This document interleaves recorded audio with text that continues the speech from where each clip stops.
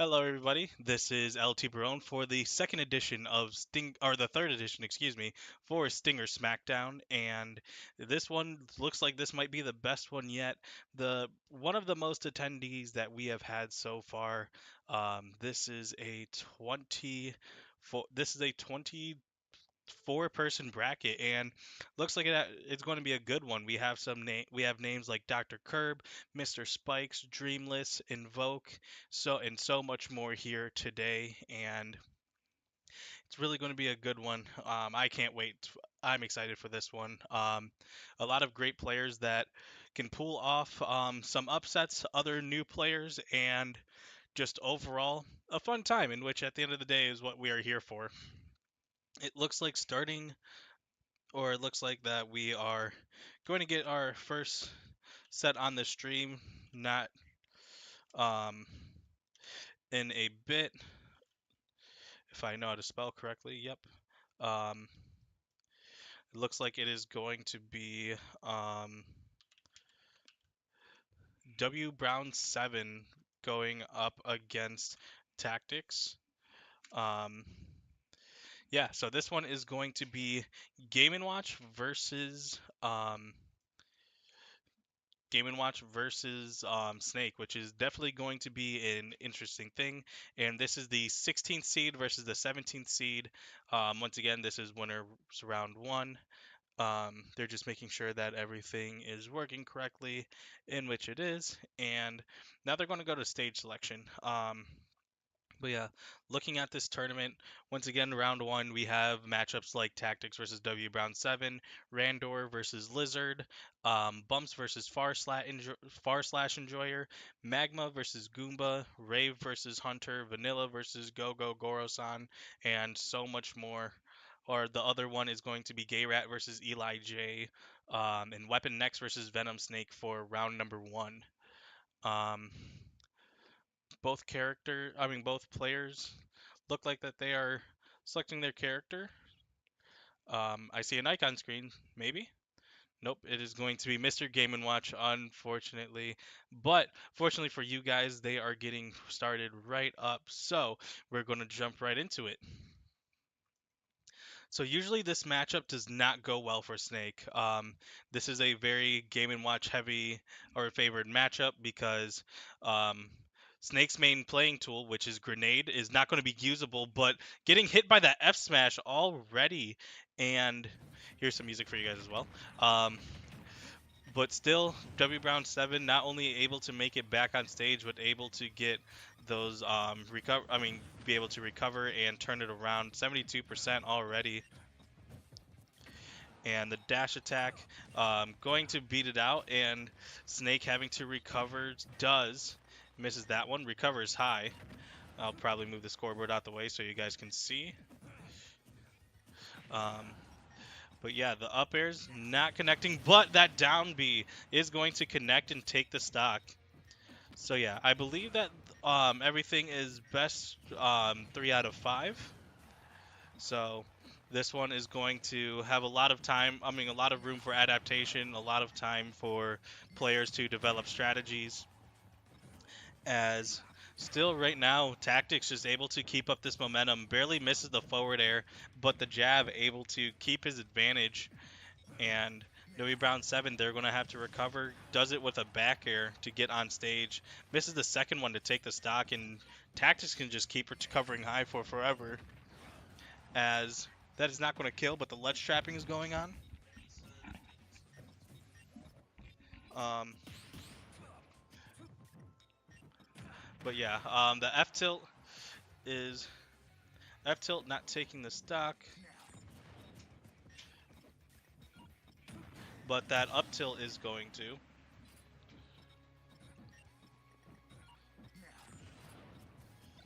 And yeah, the another C4 hitting.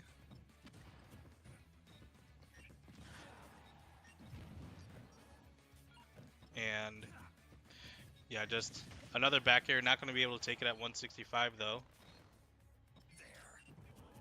And that down B getting bucketed, that's going to do a lot of damage for Game & Watch. 170 though as well. The down air not going to kill, but 173 not going to be able to make it.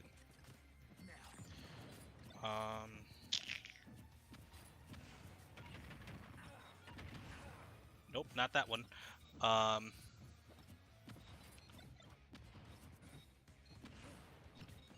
And that bucket is going to take the stock as well, and that's going to be an even game just like that.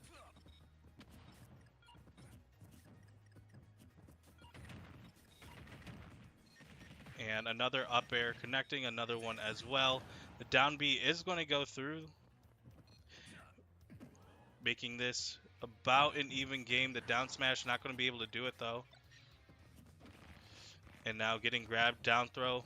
Tried calling out the get up attack, but not happening.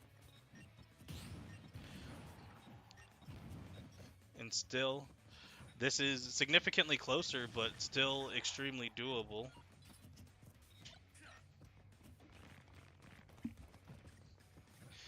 And now 126 to 84. Both characters are essentially at death percent, especially if W Brown 7 could get a down smash right now. That could take the stock, and the down B not going to be able to do it. Jab 1 connecting, but 2 not. But 3 able to do damage. Sending off stage again. 150. That up tilt misses. Not going for the backer, though. Trying to go for the bait.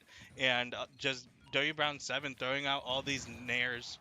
And the forward air is going to do it, getting ledge trapped by the chef. And now once again, 116 to 150, another up B.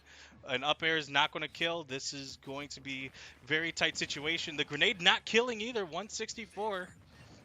And that bomb, unfortunately, is going to take it. So, great effort by Tactics, but that is going to be game number 1 for W Brown 7.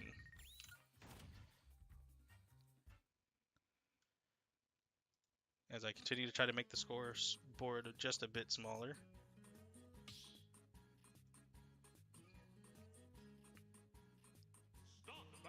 Just so you guys can see as well.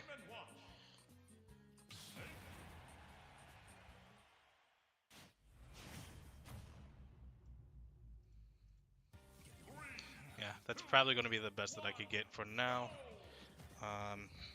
But I'm definitely going to mess with it between sets. So, as you can see, we're improving all around for Stinger Smackdown. And 44% already for Tactics. For W Brown 7. Tactics had game 1-1, but just a lot of small mistakes, just not able to do it. And these up airs, even grenade, going to hurt Tactics throughout that. Not able to reflect that up smash, which was kind of odd because that should have reflected. And now down air going to connect, 103% for Brown. And then going for the grab, down throw. Gets the read, but still a bit too quick to react. Still alive, though. And that down smash is not going to connect, so... But that up tilt will, and that is going to take it.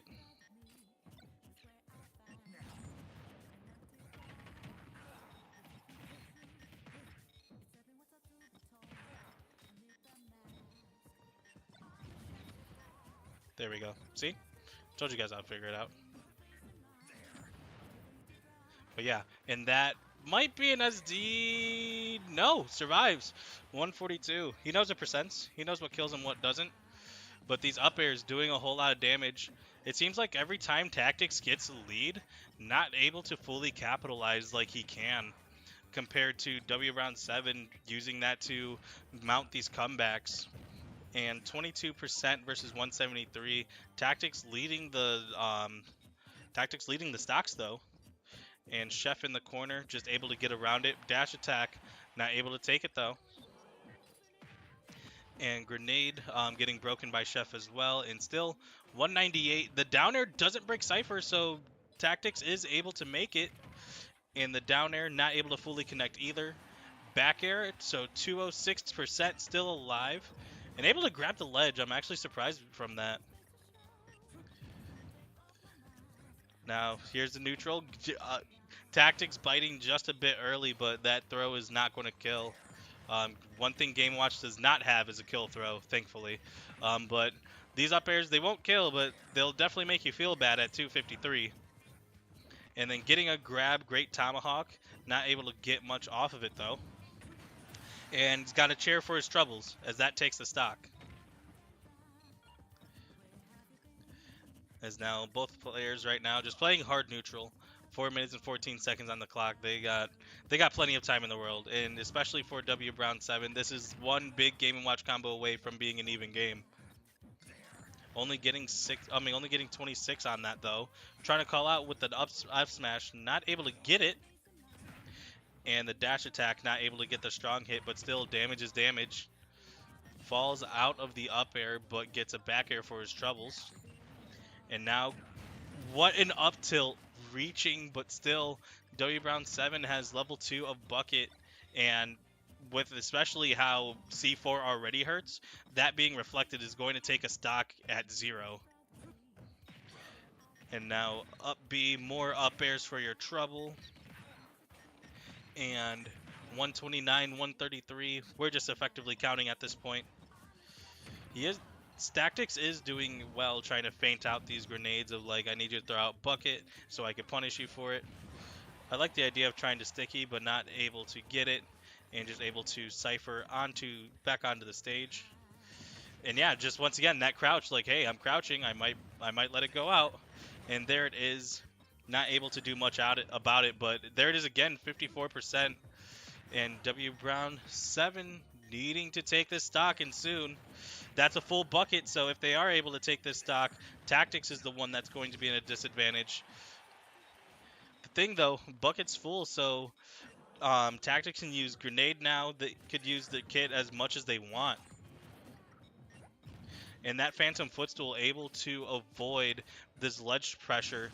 Back air not able to take it either. 206, still alive. Grenade out, throwing that out, and now this is just classic Tactics gameplay, much more grenade, and that Nair is going to take it though, and once again, that full bucket, this is essentially, right now, W Brown 7 is winning. And now just camping, because what are you going to do? You have a bucket, you have a full bucket, you can't bucket anything anymore, so they have to make a hard commit to go in. And getting the Nair, not getting the second Nair. Nope, and just, I understand what he was going for. Air dodged up to try to get the grenade to hit him, but still did not stall out enough, and that is how game number 2 ends. So now 2-0, we are going to PS2. And yeah, update on the rest of the bracket right now. All of round 1 has started now for sure. Vanilla went up against Go Go Goro-san. That is Joker versus Jigglypuff, and Vanilla 3-0'd Go Go Goro-san. And this one looks like that is going to be a 3-0 as well, but this one, at least for the moment, but all 3 games have been pretty close, and all 2 games have been close, and really, Tactics has had the lead for the most part, but just not able to close it out when he needs to. And there's another Nair, the dash attack being able to just do an up B afterwards, because both of those moves don't have a lot of lag. That's going to be another forward air. 54 to 77. And is able to air dodge up to ledge, but dealing with Jeff.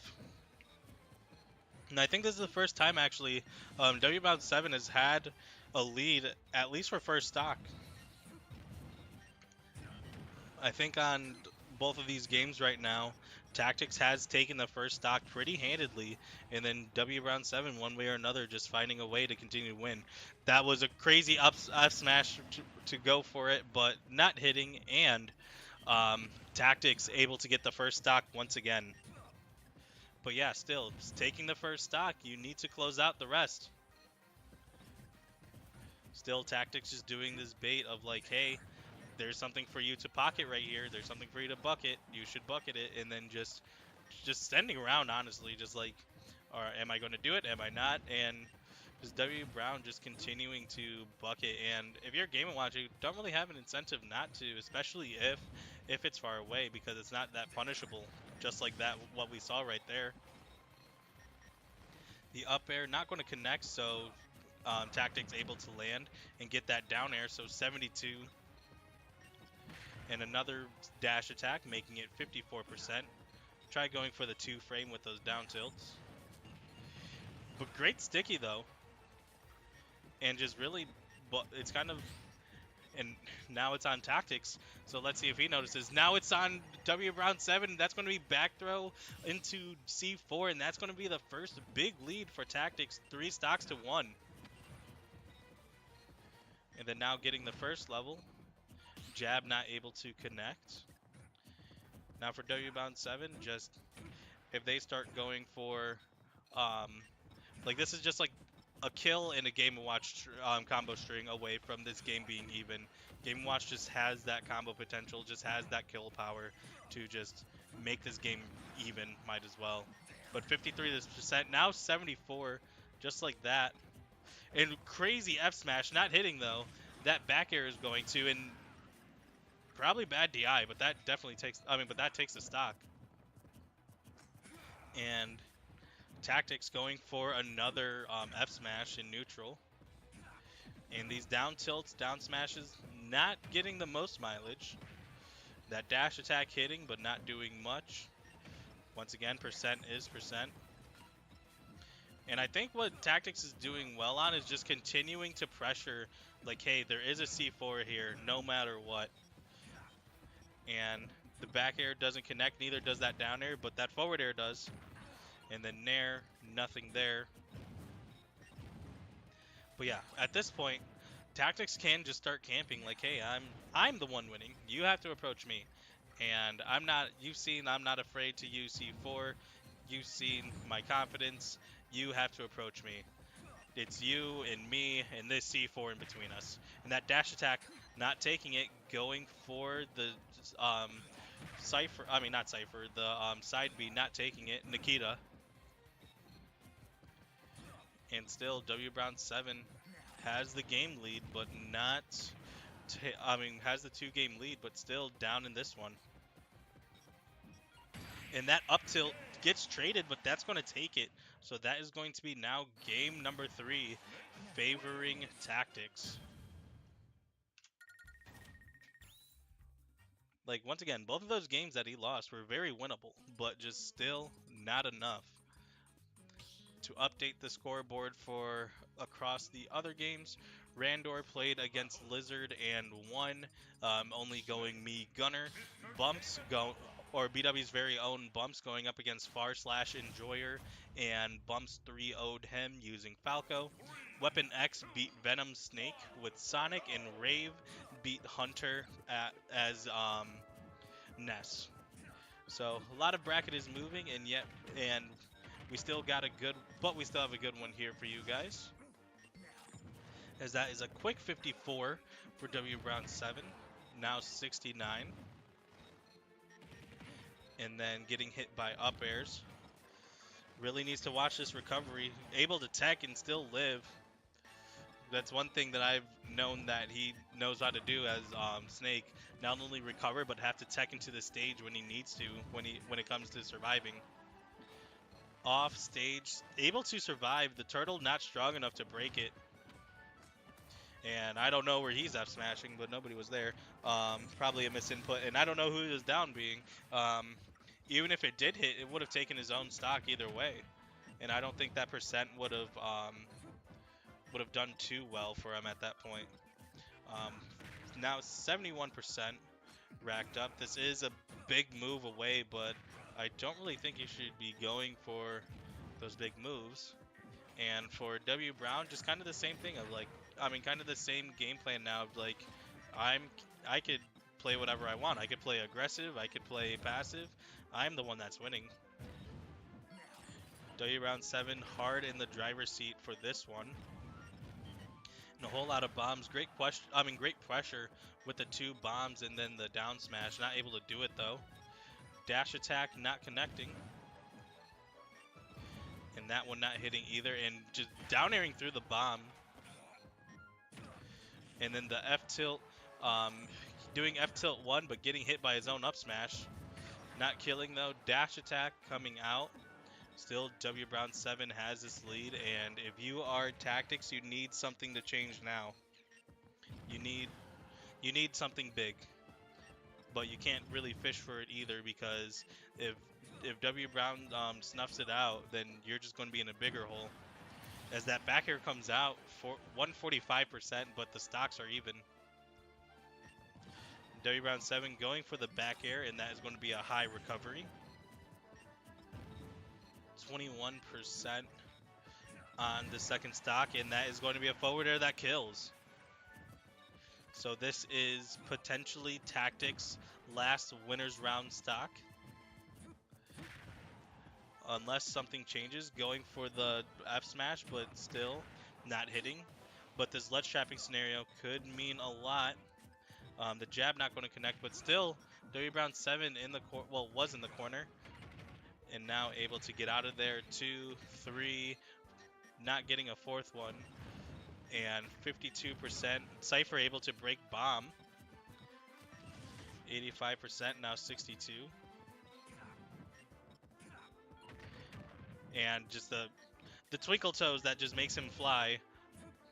Love to see it. Dash attack coming out. There's another Nikita. He hasn't really gotten much mileage from Nikita, and these 2-frame attempts have really gotten him in some bad positions when they don't hit. I understand the goal of it, but still, 90%. And Tactics still having to bring this back, and that is going to be just a straight walk up tilt, but still Tactics down 103 to 0, and able to avoid that. But W Brown getting some bucket that could potentially be huge if bucket comes back, and there are 2 slots now for bucket. Still missing the F smash, but just a lot of explosives in W Brown 7's way right now. Tactics allowing him back on stage, but this is very close still. And that up tilt connects through the connects through the plat and takes it. What an option, and definitely didn't look like W Brown 7 was ready for it, and that's going to be game number 5. I said it could go game 5, but I didn't think it'd be this early.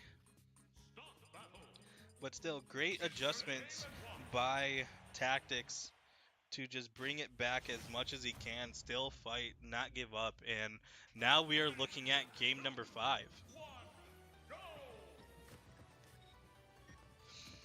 Now, W Round 7 versus Tactics, all the stages that they have gone to have been small Battlefield or not PlayStation 2, Pokemon Stadium 2.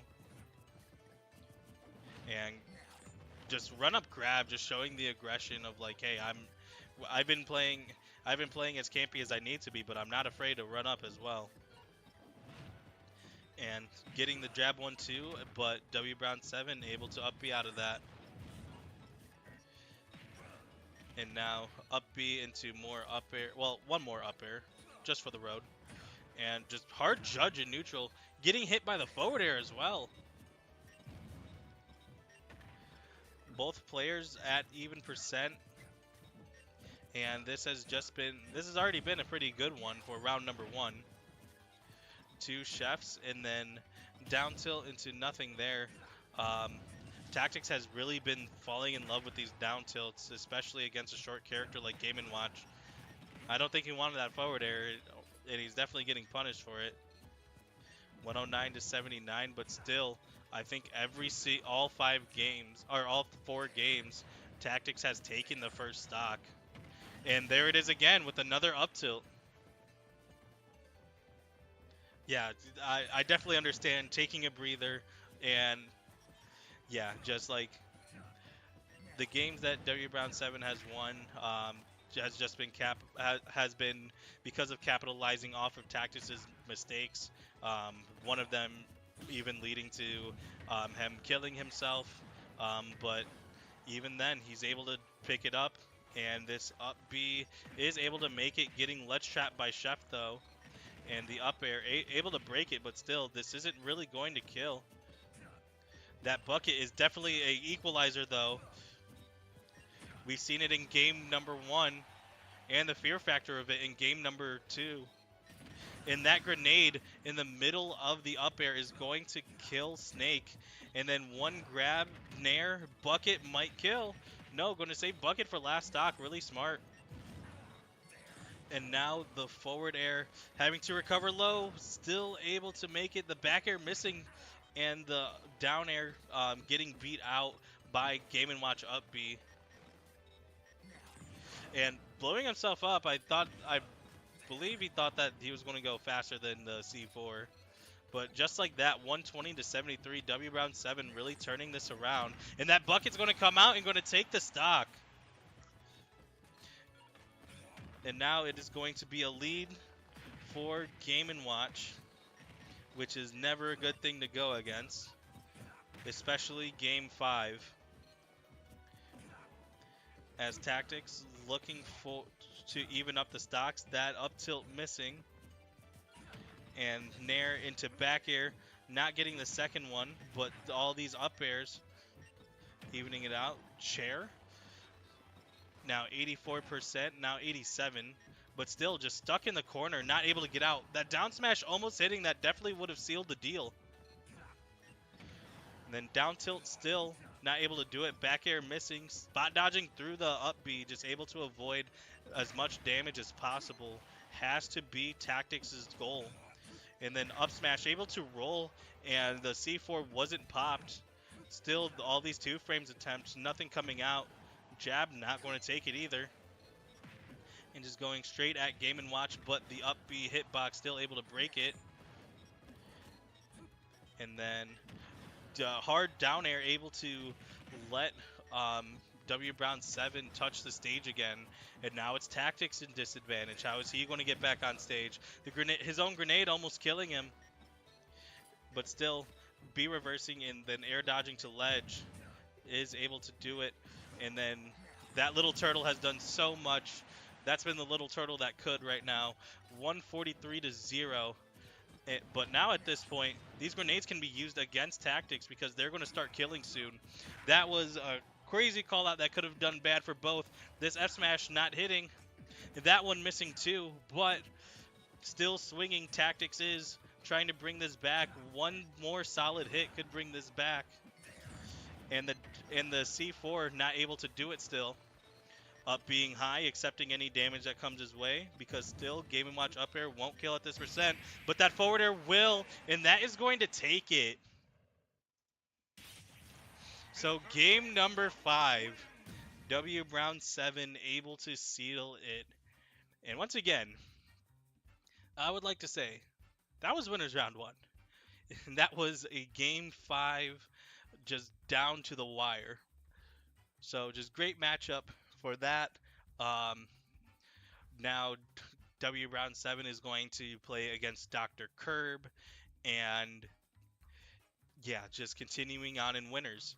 For the for now winners round 2, we have Dr. Curb versus the winner of this set, which was W Brown 7. Chimpus versus Randor. Mr. Spikes is going to go up against Gay Rat, which Gay Rat beat Eli J. Gay Rat used Random, and Eli J used Cloud and Sephiroth. Ampersand beat Bumps 3-0. Ampersand used Pyra, and Bumps was still Falco. Dreamless is waiting on the winner of Magma versus Goomba. Cole's Corner and Weapon X are playing against each other. A little bit of a Buster Out TO action going on. Invoke versus Rave Robber playing against each other as well right now. And then what is going to be the next set on stream, you ask? Lebo versus Vanilla. So yeah, a lot of great action here for you guys as I update it.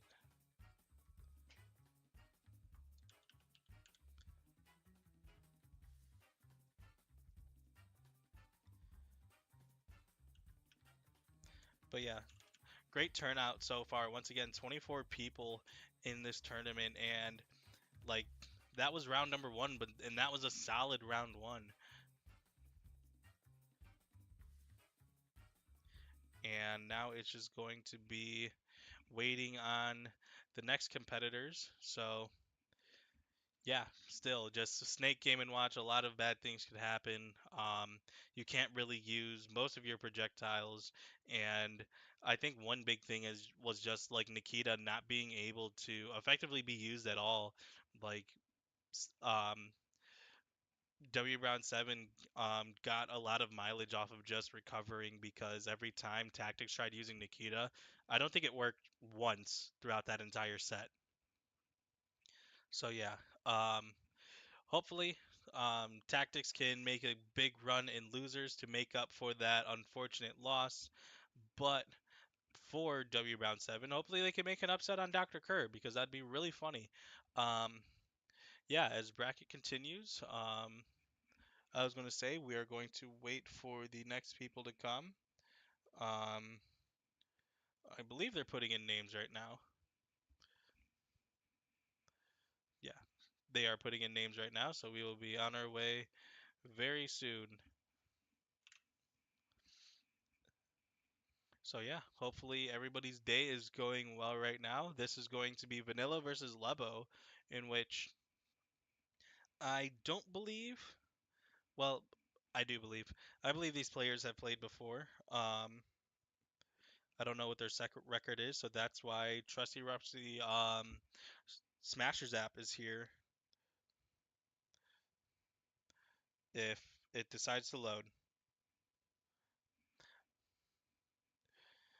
Yep, that is Vanilla and his tag coming in.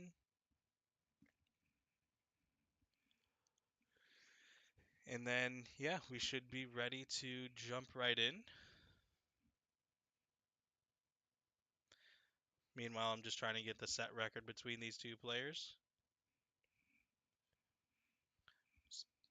But doesn't really matter that much. What matters is that we are moving on to round number 2, in which we have Lebo versus Vanilla. Lebo on Falco, actually. I've seen him practicing this. I mean, I've seen him using this at a couple of Buster outs. So maybe this is a true secondary. But yeah, Vanilla, a very strong Jigglypuff, I would say. And just trying a different character because I mean characters like Banjo can just kind of use all the projectiles that they have in their disposal to just keep them out. And Lebo's playing very hot recently, still hopefully able to keep up his streak here, and that is going to be a forward air for 52%, and down air into up tilt into forward air, so another 71. Wonder Wing have letting him get on ledge. And now Lebo just trying to wait his turn, honestly, and still Vanilla just not allowing him to do much. Even when he is able to recover, he blew himself up. And 125 to 41, actually, 51. A lot of damage just like that. Like, Banjo doesn't have the best damage output, but when you're able to string together a lot of things, especially into Wonder Wing combos, there's Wonder Wing, um, or down throw into honestly imagination, depending on DI. Um, yeah, it could even it up just like this because now it's a ledge trapping opportunity, and that down tilt is going to take it, favoring Vanilla. Even though Vanilla had that strong start and is continuing to play pretty strong with that down air, it is an even game. As now both players, Lebo having all 5 of his Wonder Wings back, and on the other side, Vanilla having a fresh stock. As that forward air not able to get the drag down hitbox, and that Wonder Wing just able to get him back on stage and do a lot of damage to Vanilla. And that is going to be a back air. Um, 66% and just racking up continually. Lebo just trying to find any combo route he can and calling him out for that landing with side B, and that is going to be another stock. And now the forward air connecting once again, side being the wrong way, I believe, still able to make it, and that is going to be a that is going to be more percent racked up on Vanilla. The up tilt forward air connects, but still able to make it onto stage. Lebo getting up thrown, but the back air misses from Vanilla. Yep, these players have played 12 times in bracket, and Lebo is 12 and 0 on him.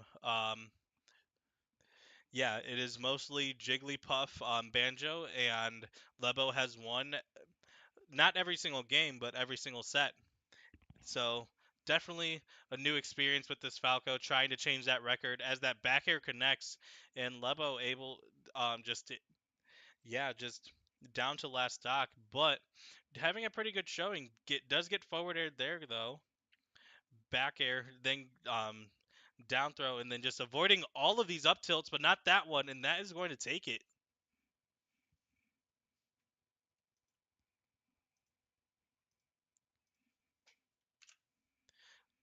So yeah, Lebo just using just just like frame traps and just in general just a lot of things that um, Banjo has to just continually put Vanilla in bad positions.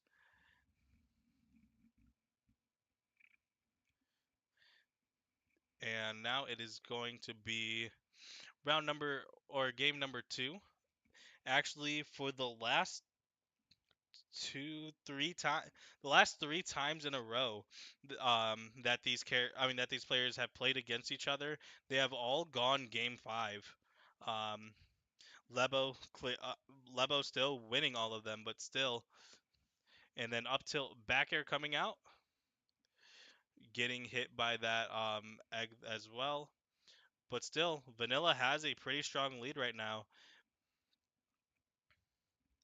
and I feel like definitely, if you're in Neo, you have to know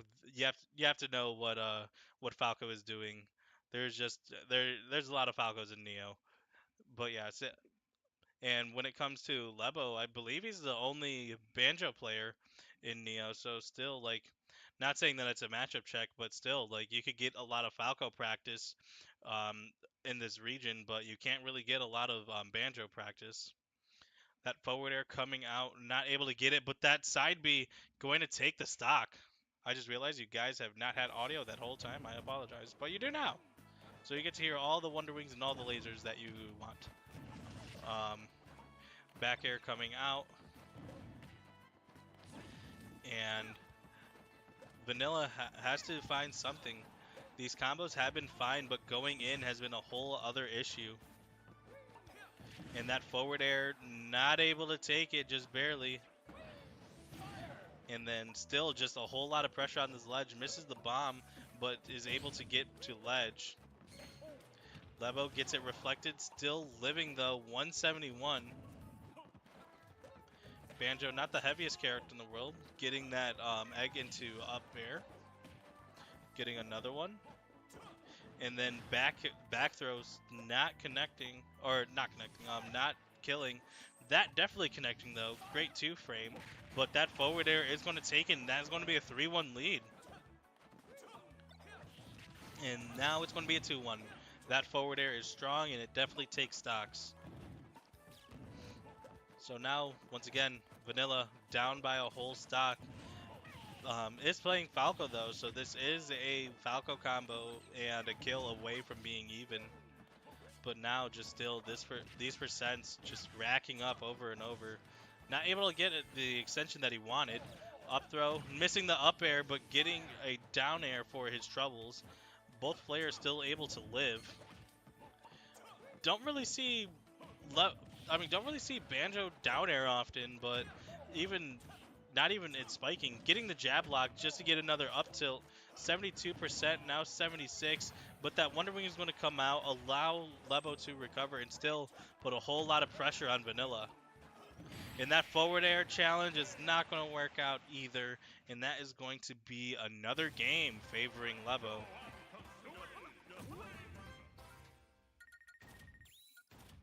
And that is going to be a strong 2-0 lead.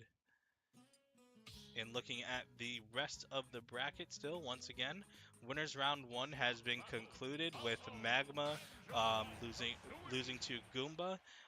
Goomba played Link and Young Link, and Magma played Rob the whole way. Invoke played against Rave and 3-0'd. Randor beat Chimpus 3-1, and Dr. Curb 3-0 W Brown 7.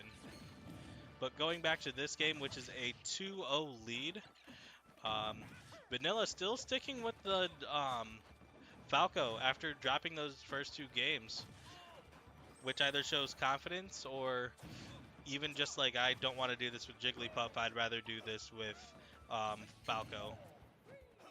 And that forward air drags down to a down tilt, not able to get much more out of it. 61 to 75. And now the up tilt into drag down forward air, down tilt, not able to take it with the up air though. Still pressuring with these up airs. And lead on percent, not on stock though. Both players essentially, I would say around kill percent right now. That down tilt connects, and that up tilt is going to take the stock. Once again, Lebo with the first stock taken. And Vanilla landing right into the bomb. Don't know if he has a jump, so he was just going to have to take all that damage. And side B's into back air, and that is going to be same stock. But Vanilla has a lot of percent on him. This is this is up tilt percent. A lot of stuff that Lebo can do, or not up tilt percent yet. I would say about forward smash percent, you know, just a raw forward smash and neutral. That is what I expected. But yeah, that is going to be a lead once again for Lebo. The Nair into jab is going to do about 20. But right now for Lebo, he could just hold his lead. Not really looking at camping, as the second part of down tilt didn't work, unfortunately. But yeah, grenade coming out. Still getting a lot of mileage from grenade, Lebo is. Burning one Wondering, I don't know if, well, he has 4 more. Just getting shot for his troubles. The forward air misses though, which is kind of good, because if he spaced it wrong and was too much in his face, Lebo could have popped a Wonder Wing, and it just would have done a lot of damage. 60% though, and Wonder Wing definitely would have killed there. That move is a DLC move, and there it is, 98. And now he has to watch out for F smash, he has to watch out for down throw, up tilt, just a lot of things that Lebo can do right now that can kill Vanilla. But these forward airs are missing. And he was going for the grab, but it gets beat out by the Nair, and that is going to be the last Wonder Wing of the stock. And a whole lot of egg coming out, and that back throw, no way. Yeah, that kill screen was a lie. Don't believe fake news, people. But 135 to 128, that's real news, and that is a 3-0 favoring Lebo. Yeah, just really solid gameplay all around for Lebo. And Vanilla, there were some signs of life. You could definitely tell that it is practiced. Like that the Falco is definitely something that didn't just come out of nowhere.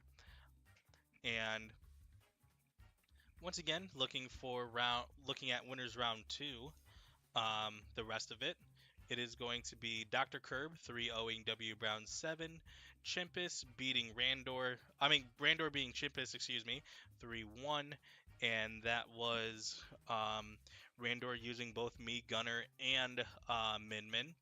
Mr. Spikes knocking Gay Rat into losers 3-0. Mr. Spikes used Pac-Man, Gay Rat used Robin, and then a whole bunch of random. Ampersand, like I said earlier, 3-0'd Bumps. Dreamless is playing Goomba right now. Cole's Corner and Weapon X went game 5. Weapon X used Duck Hunt only, and Cole's Corner used Joker. Invoke beat Rave 3-0. And then Lebo, like you saw, beat Vanilla 3-0.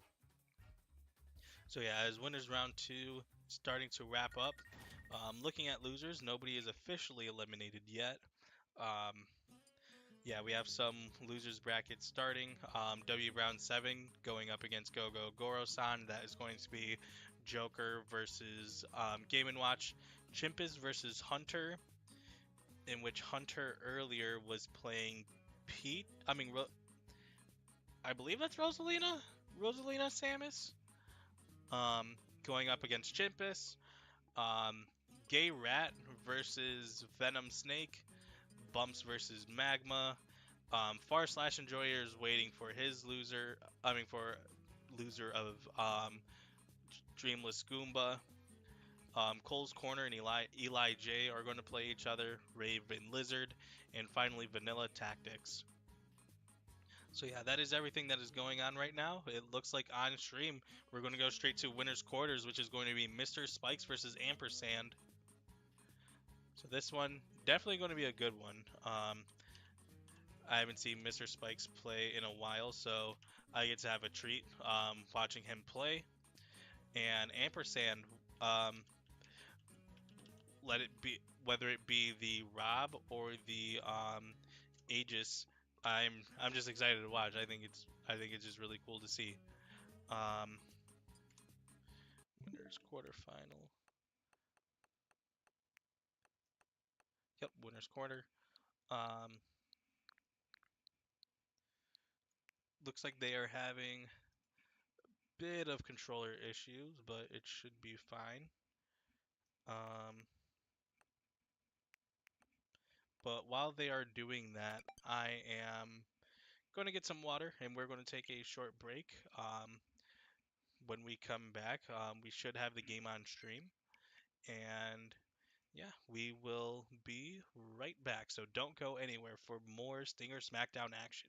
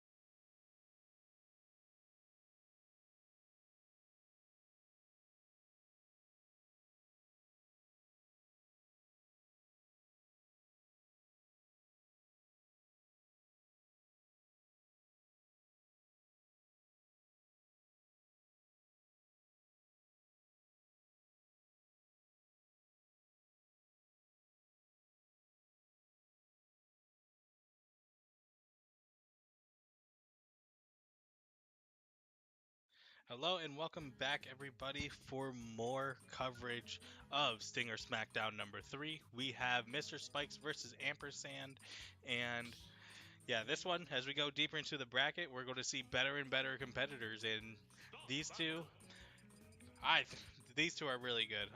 Mr. Spikes was at Summit, and so I believe Ampersand qualified, but just decided to not go. And as you guys heard, this is going to be Pac-Man versus Rob, so can be really exciting. Um, Potential to be other things, but I would like to remain hopeful as going to be a Nair, and Spikes just stuck in the corner a bit early on.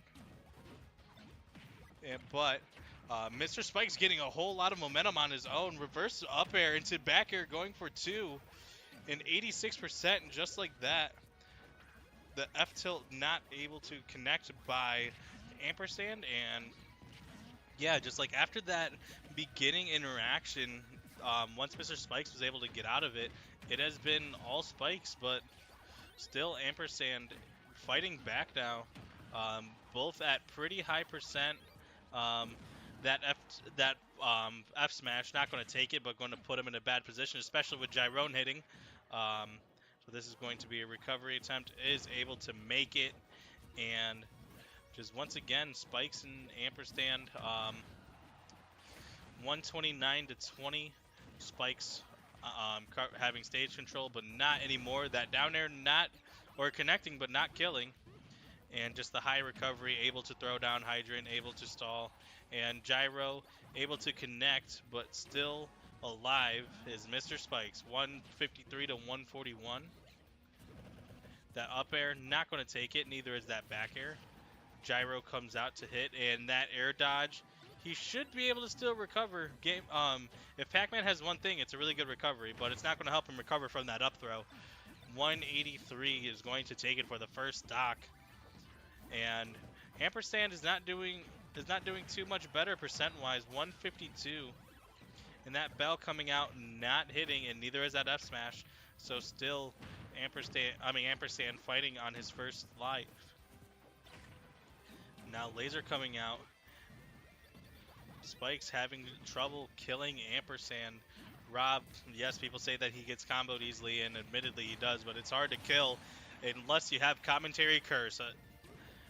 So that takes it, and that it's still going to be equal stocks, but still Ampersand having a very sizable lead. All these up airs and forward airs are missing. Only got 19 out of those. But Gyro playing a huge part. That up air not going to take it though, as bonus fruit comes out.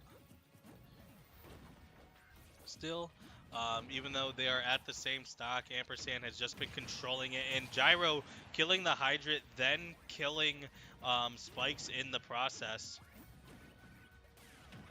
And now that Laser able to break out.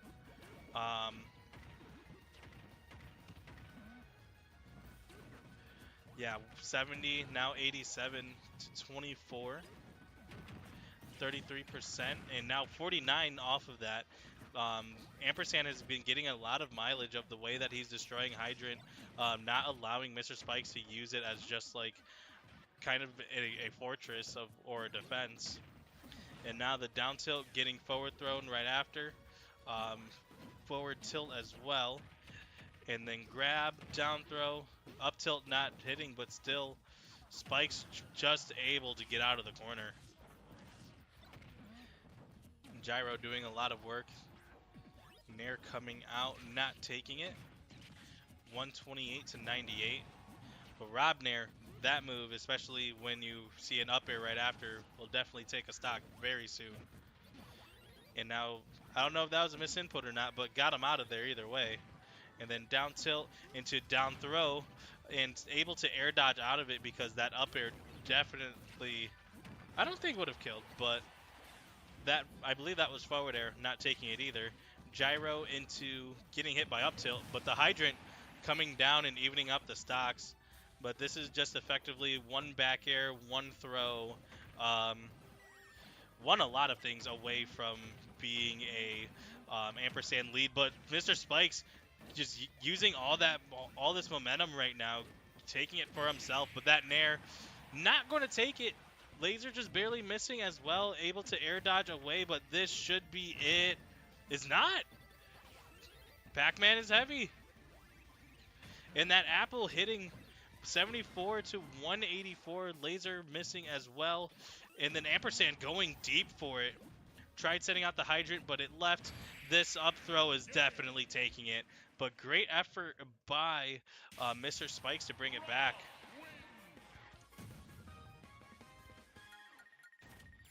That is going to be a 1-0 lead favoring Ampersand.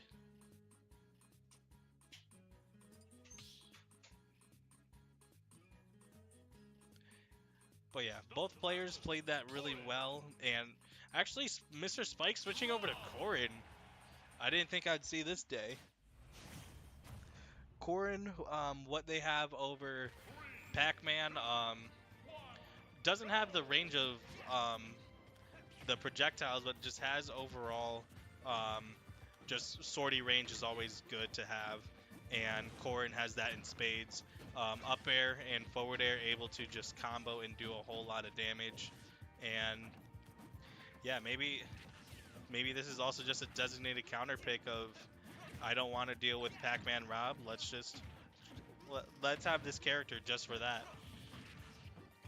And now the pin missing. Oh yeah, also ledge trapping with the pin is crazy. And forward air, back air just like that. Not able to get that one though. And Spikes had the lead for a second, but still Ampersand playing this pretty well. Down tilt into, well, getting back thrown. And counter, coming out but not doing much. 103 to 94. Gyro comes out, laser misses. That was a crazy pin cancel. Now they're about even percent, and Spikes just able to use the effective range of Corrin, just sortie range over and over again. And no jump, and that is going to be a stock snipe by Gyrone. And that is going to be a Nair coming out, and that back air going to even out the stocks. Now we're playing Smash 4. And now up tilt, another up air for 26, missing that one, but now forward air missing the second one. And now Ampersand trying to take control, but Spikes taking it right back, 37%. Great DI to get out of it before he had to take more though. And tech away. Great prediction with that laser. Up tilt, up air, not taking it. Almost did though. Nair. Now we are back to neutral. Ampersand first with the two back airs and just a lot of killing attempts. A lot of these things that he is doing will at least put Mr. Spikes in a very bad position. Especially that down air. Oh my gosh. That's going to send him straight to his next stock. And now high up B able to fade back to still grab ledge. That was crucial. And now gyro into laser 182. And that back hit of up B. Now 89% just like that. Mr. Spikes needs to get something to shake if he wants to take this stock before Ampersand. And now, once again, still able to use that back air to just continue to get momentum. Pin misses, the projectile doesn't hit, and that is going to be a knuckle sandwich to take the stock. Now gyro, the laser misses afterwards though, and that pin not only goes through stage, but went through that platform and hit him. And once again, another one, not killing just yet. That move is strong. But gyro also there as well to just help Ampersand continue on not only a combo, but great stage positioning. And Spikes really has been good on, even though he's not getting the ledge with up B, able to just float above the ledge and then just land right on it so he doesn't get hit. Was kind of in a checkmate scenario, still able to get out of it by just attacking through.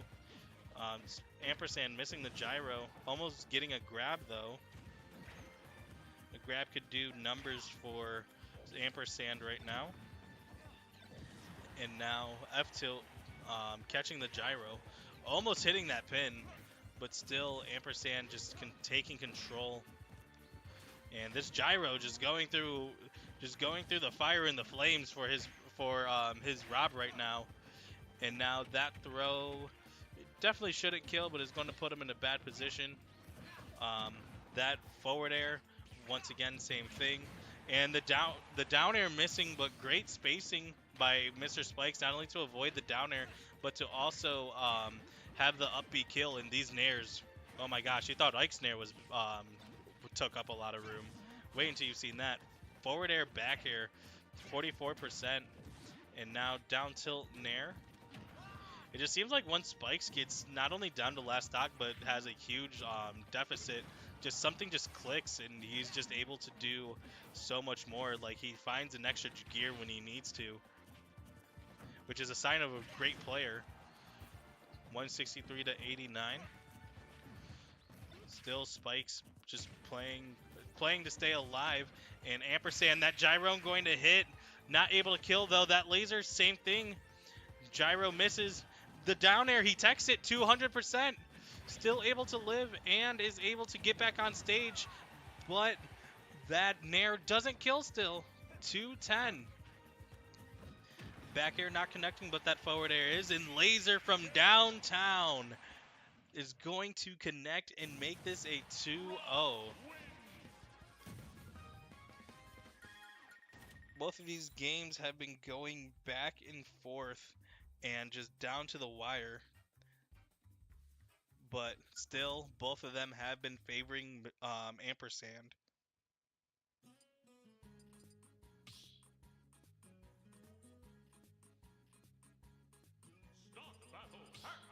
And now Mr. Spikes going back to Ampersand. Mr. Spikes going back to Pac-Man. And Ampersand going to Rob. 3, 2, 1, go!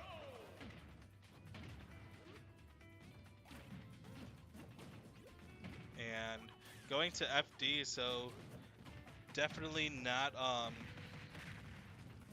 definitely neither of them needing platforms. Rob and Rob and Pac-Man do great without it.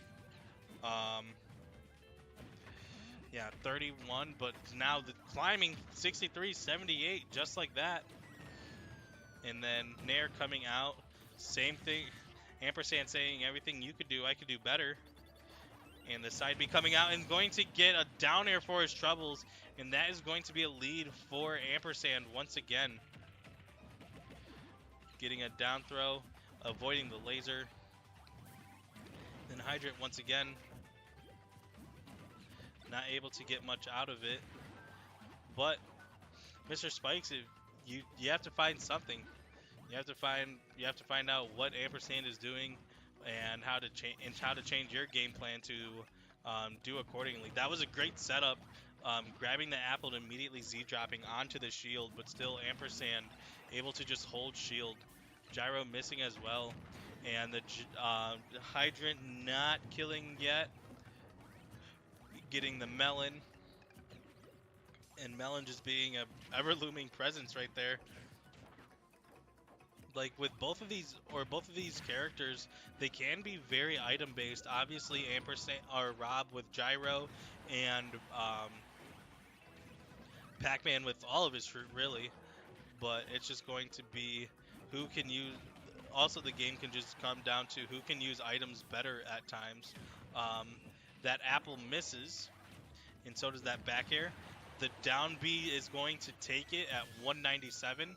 And Mr. Spikes messing up, trying to get the Galaga to get a big combo early on.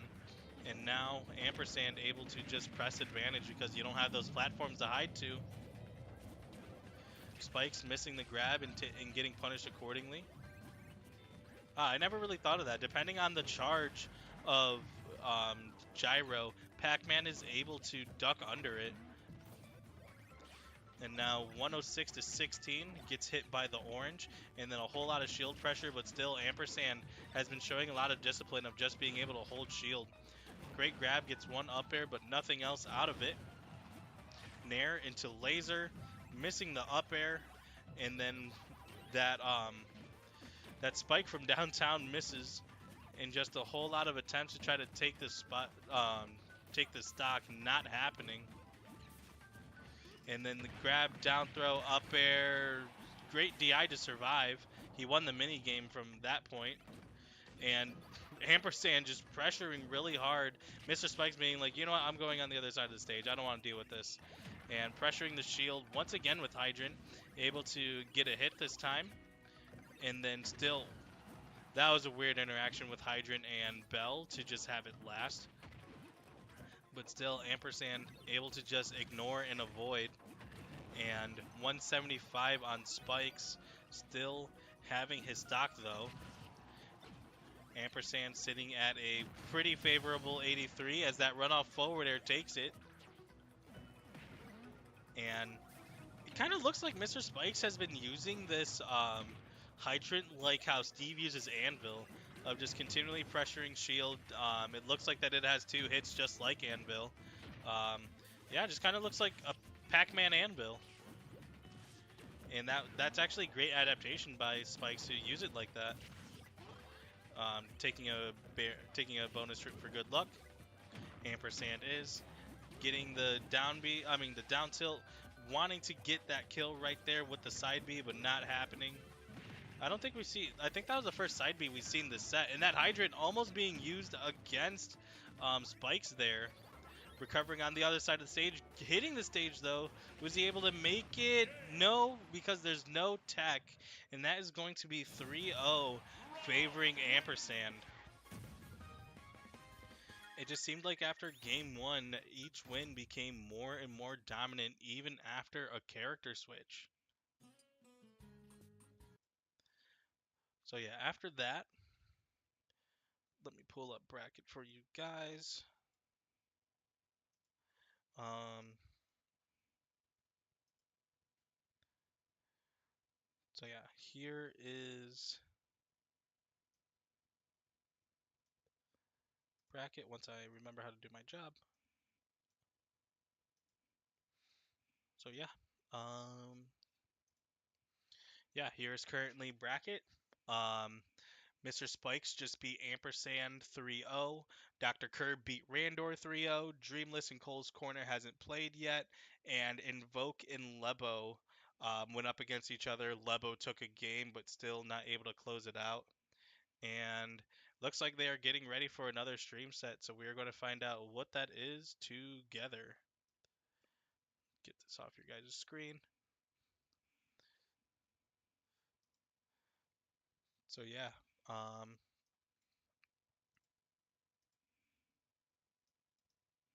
Still, this has been a very great turnout and just a really good tournament. I mean, so far. Um, but yeah, looking at losers right now, Vanilla and Tactics have started playing. Rave and Lizard played against each other, and Rave won 3-0. Weapon X beat Eli J 3-0. Goomba is playing against Far Slash Enjoyer after losing 3-2 to Dreamless, but forcing a game 5. Dreamless went, it looks like Falco and Pyra, and Goomba went Luigi and Roy. Definitely a Goomba pick. If you have seen if you have seen the Tuesday and Thursday streams, you know what I'm talking about. Bumps playing against Magma and winning 3-1. Gay Rat winning against Venom Snake using only random. And Chimpus beating Hunter. W Brown 7-3-0ing Go Go Gorosan. And right now in losers round 2, Bumps is playing against Gay Rat, so a BW team kill. Chimpus is going against W Brown 7. Weapon X is waiting for Goomba versus Far Slash Enjoyer, and Rave is waiting for Vanilla Tactics. So yeah, Dreamless and Cole's Corner looks like they are playing this round. Actually, it was a misreport. It said that Weapon X won, but it was actually Cole's Corner that won. So let me put this on the screen for you while I update this live.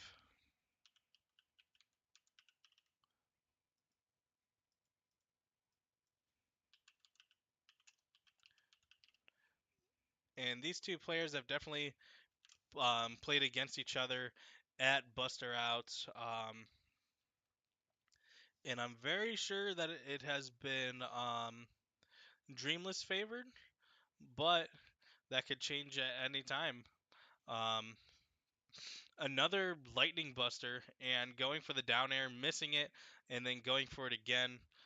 Cole's corner. Duck Hunt Pyra. I mean, Duck Hunt versus Aegis is very interesting. Um, at least in my opinion, um, like Mithra wins hard and Pyra struggles really bad. So it's going to be a mixture between the two of how does Dreamless balance that mix, and is he able to? For Duck Hunt is able to set up traps, especially with gunman, can, side B, and for Pyra you just kind of have to find your way in. You do have the side B to disrupt, but other than that, you don't have much. But for Mithra, just the raw speed, able to get in at almost any time you like, especially if the setup isn't there. It could definitely be tricky at times. Um, Pyra should be able to edge guard really well. I That was very unfortunate. Dreamless up smashing and Cole's corner able to fall out of it though, but not able to fall out of that one, and that takes stock number one. And now getting an up air, but not getting much else. 107 to now 24-32, racking up a lot of damage. And just once again, Mithra's advantage. I swear that lasts as long as a BW. I mean, as a BW production, but just win or if slash win, you're able to figure it out. It's a whole other story. Dreamless still playing really well, only at 115 compared to Cole's Corner's 99. That's another thing for Dreamless. He can just kind of decide I am staying out of um, Duck Hunt's effective range, and you approach with can. I could see it, I could block it, and then what are you going to do then? The gunmen don't really affect me as long as I stay a certain range. I don't remember what each gunman do. I know one of them's a shotgun, but other than that, they all have a range that kind of Pyra can just sit on the other. I mean, Mithra can just sit on the other side of the stage and not have to worry. And that is another up smash kill by Dreamless, and that is going to be an up air kill for Cole's corner. And Dreamless or Cole's corner falling out of a up B as well, getting hit by the first part, but not the little energy blasts. But still, this matchup just seems kind of bad if you aren't able to get your traps up. But Cole's corner able to get it, and that's how he got that around that 50% combo. And now just once again a whole lot of work with Can, a whole lot of just play with that. Able to shield the side B after getting hit initially, and then getting forward thrown into the Can, and then Mithra now Dreamless having the better character, able to not be in disadvantage as much anymore. Missing that one. And the up air misses, the back air. And now, how do you recover as Duck Hunt? You just jump over the down air. Got it. Um, but that move is huge as, once again, that down air connects. Um, and that can break. I mean, that can gets parried, but still hits. And that gunman gets grabbed. Can not going to take it though, but 176, and then down throw into Can. Cole's corner just knows the spacing and has just been doing so much with it. Forward throw dash attack. That's a new one I haven't seen. And Cole's corner just really bringing this back, especially the use of. I'm so sorry. That's on me. Um, that is going to be 1-0 favoring Dreamless. But yeah, Cole's corner, he had momentum. He started figuring it out, but just not enough at the end of the day.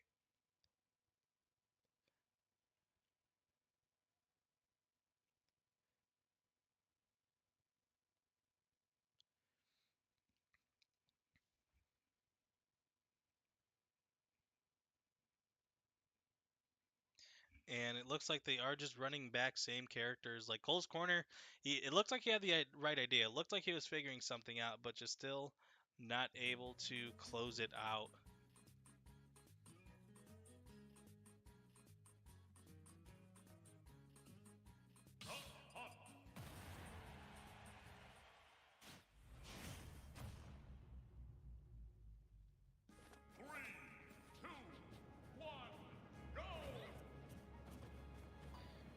looks like they are going to Hollow Bastion for this stage. And Can just being a big deterrent right now. And I wonder just the adjustments that Cole's Corner has been able to do, if that is going to be able to turn the tides on the scoreboard.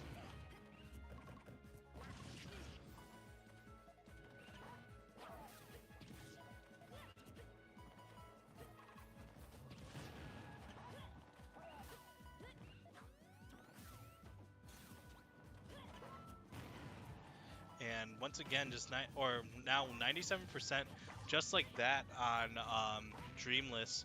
And Cole's Corner had just been having all the momentum. Down throw into up B though, making it 67%, and another up B going deep, and then double jumping, almost getting the down air, but no.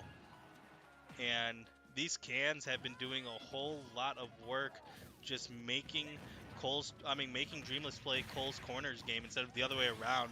And that side B into back air is going to take it.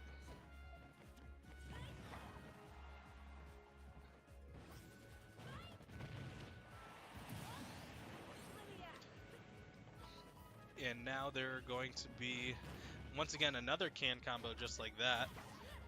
Back air into F tilt, and then F tilt forward air. And not only are the stocks even, but the percents were even. And Photon Edge coming out, getting punished hard, not only with the can, but also with the aerial. Well, I believe that was F tilt, excuse me. But yeah, this can has just been doing a catch-all and just making sure that, just making sure that there isn't much done. But the Pyra dash attack able to go through the can and take the stock first.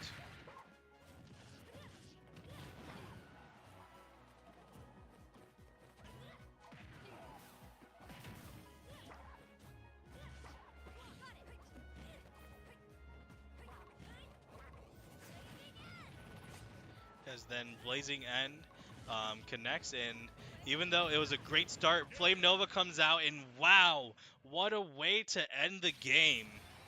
He knows he's on stream.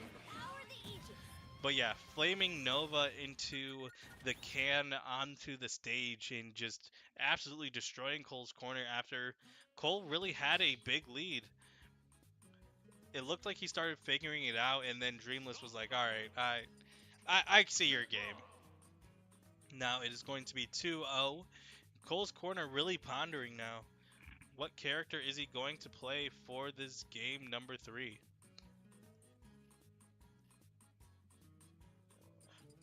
Also, as we have this little break in the action,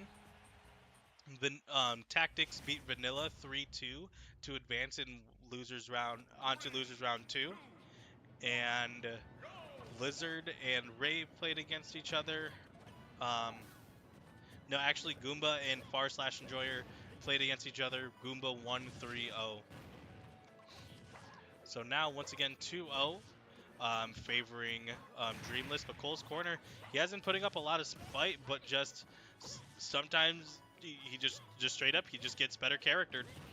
And just hitting the cans in that forward air, going deep, getting that extension from the can is going to take the stock. And now Cole's Corner just trying to find a way to get these stocks off. Can doing a whole lot of work. And Lightning Buster taking it to 52. Having to recover low against Pyra is not something you want to do. And then getting the footstool, missing the down air though. And then just the F smash misses as well. You definitely wanted that kill right there. Side B once again coming out, 107. Missing the up B too. It looks like Dreamless is just swinging significantly more to just kill.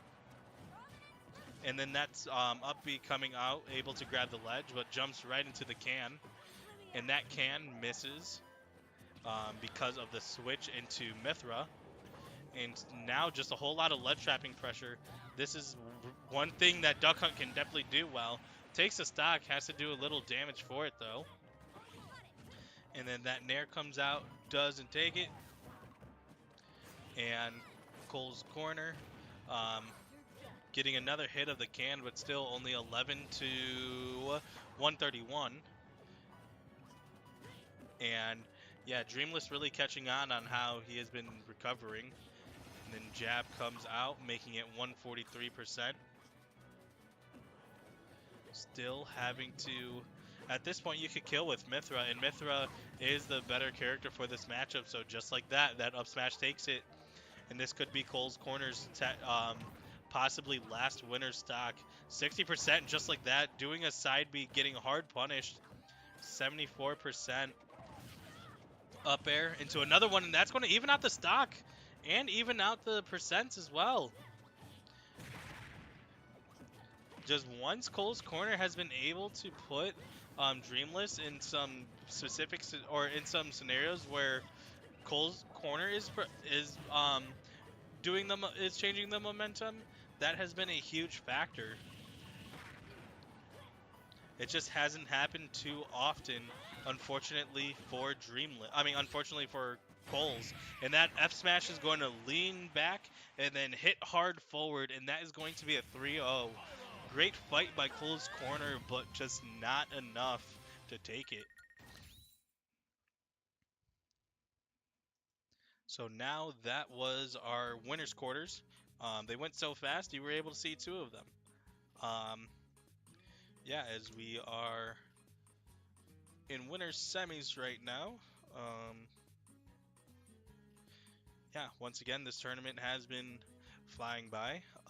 For another update, Bumps beat Gay Rat 3-1. Bumps went Falco, Gay Rat went Random, and Little Mac. Weapon X and Goomba are playing against each other in losers round 2, and Tactics and Rave are playing against each other. And looking at winner's side, from what you saw, Mr. Spikes lost to Ampersand 3-0, and Dreamless lost to Cole's Corner 3-0. Dr. Curb beat Randor 3-0, and Invoke beat Lebo 3-1. And Dr. Curb is going to play against Ampersand. Dreamless is going to play against Invoke. And we are going to have that Dr. Curb and Ampersand game on stream. So get to see a little bit of Dr. Curb action.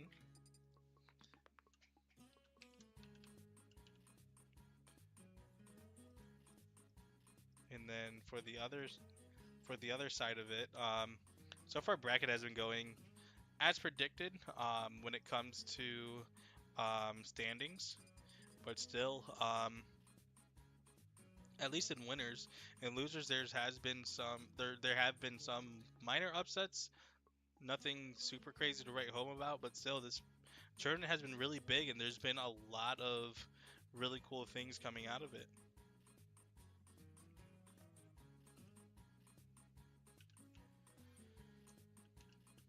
But as they set up, I am going to get more water, so I'm just going to leave it over here as this for you guys. Listen to some good Smash music.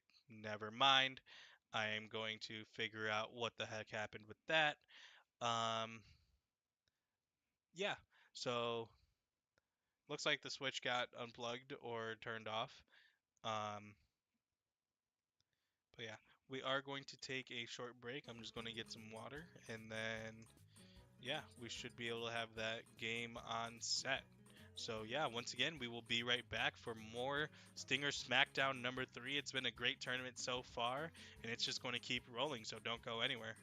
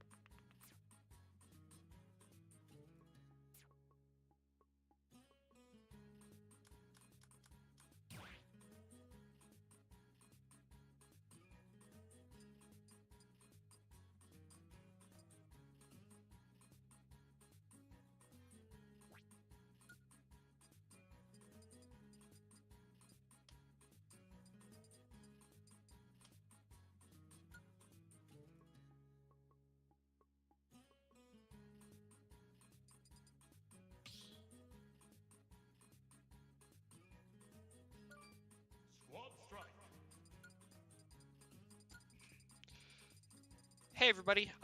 Welcome back. Sorry for that little bit of a delay. We had some technical issues happen. Controllers weren't pairing quite the way that they should have, which happens sometimes. It's if you don't set it properly, it's going to take a second. We've got it is going to be our winter semifinals. Dr. Curb Ampersand taking the stage here. Both players getting all their stuff set, making sure that controls are all good. Because I was going to say, I think this is Curb's first set here on mainstream for Stinger Smackdown number 3. Taking a look at the rest of the bracket for a moment. Winner's side is obviously going along pretty well. You've been following along. After Curb Ampersand, it is going to be Dreamless and Invoke. As I pull up our set, we're going over to some Squad Strike. To gentlemen's, listen, man, if you want to run it, you want to run it. It looks like we're actually going to be taking it pretty seriously, not just full randoms. Looking over to the loser side here, as I pull this up onto mainstream for a second. Tactics Rave is going, Weapon X Goomba's going, Lebo Bumps, Cole's Chimpus. Obviously, this match going to be taking the stage. Squad Strike, very different from your standard game of Smash. Obviously, every stock is a different character, so you're going to have to play each stock, not necessarily completely differently, but obviously a little bit of differences here and there, depending on how that character rolls. Getting into first set, I mean, like, DK Dark Pit, much like I was talking about earlier with the BW Esports stream, there's a lot of matchups that I'm like, I don't think I've ever seen these two characters on the same screen at the same time. That's what this matchup is, because what? But obviously DK going to be, as we're seeing right now, going to have the big hitboxes, big moves, just do a lot of damage in Dark Pit. He's very good if he can put you into a juggle, put you kind of up and around into a position that you don't want to be in, and unfortunately, he's going to get put into the blast zone where he does not want to be, which allows Ampersand to whip out like his actual main, Rob, and DK, well, he's dead now, so I don't have to talk about him anymore. And now we've got ourselves an actual Dr. Curb Ampersand set. These are the mains of these two players coming out to play, as you might have expected coming into this game. But in actuality, it's Squad Strike. So how this plays out, I think, is really going to determine kind of how this entire game plays. Because if you're just able to get massive value out of your main, I feel like you're just going to win this because you're going into a character that is not the other person's main. So you should be able to get a good amount of value on that, and you should be able to really just extend your lead coming in from this mid stage. Right now, it's looking like Curb is doing that very well, putting Ampersand just below 100%, but Ampersand able to answer back with some of those Roy normals and just start to get things rolling. The reflector coming out, able to give Curb a little bit of space, but he's just going to go right back into the Rob game plan. Everything that Ampersand really wants to be happening with this Rob, the gyros, all of the normals, aerials, everything, he is just getting in spades, and the bear is going to connect, leaving Dr. Curb on his last character, Pac-Man. A little bit of, I feel like, an interesting choice, especially coming into at least Rob. But hey, I've seen it work. I've seen people win, and now it's going to be a last stock, last character situation for our first matchup of winners semi-finals. Aegis coming out for the side of Ampersand. That pack still on deck for Dr. Curb. He's going to need to really play around. Obviously, Aegis having a lot of just big normals and just the ability to just press buttons and win. And obviously, Pac-Man having to rely a little bit more on what can you do properly? What can you really set up in this matchup?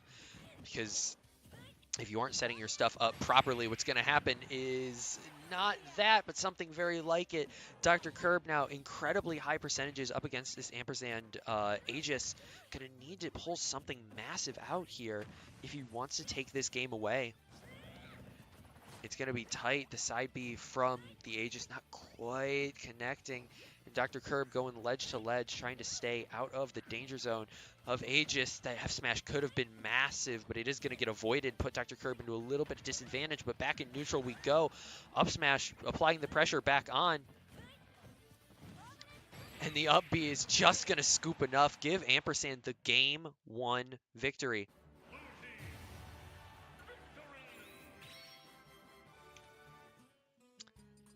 You want to take it back?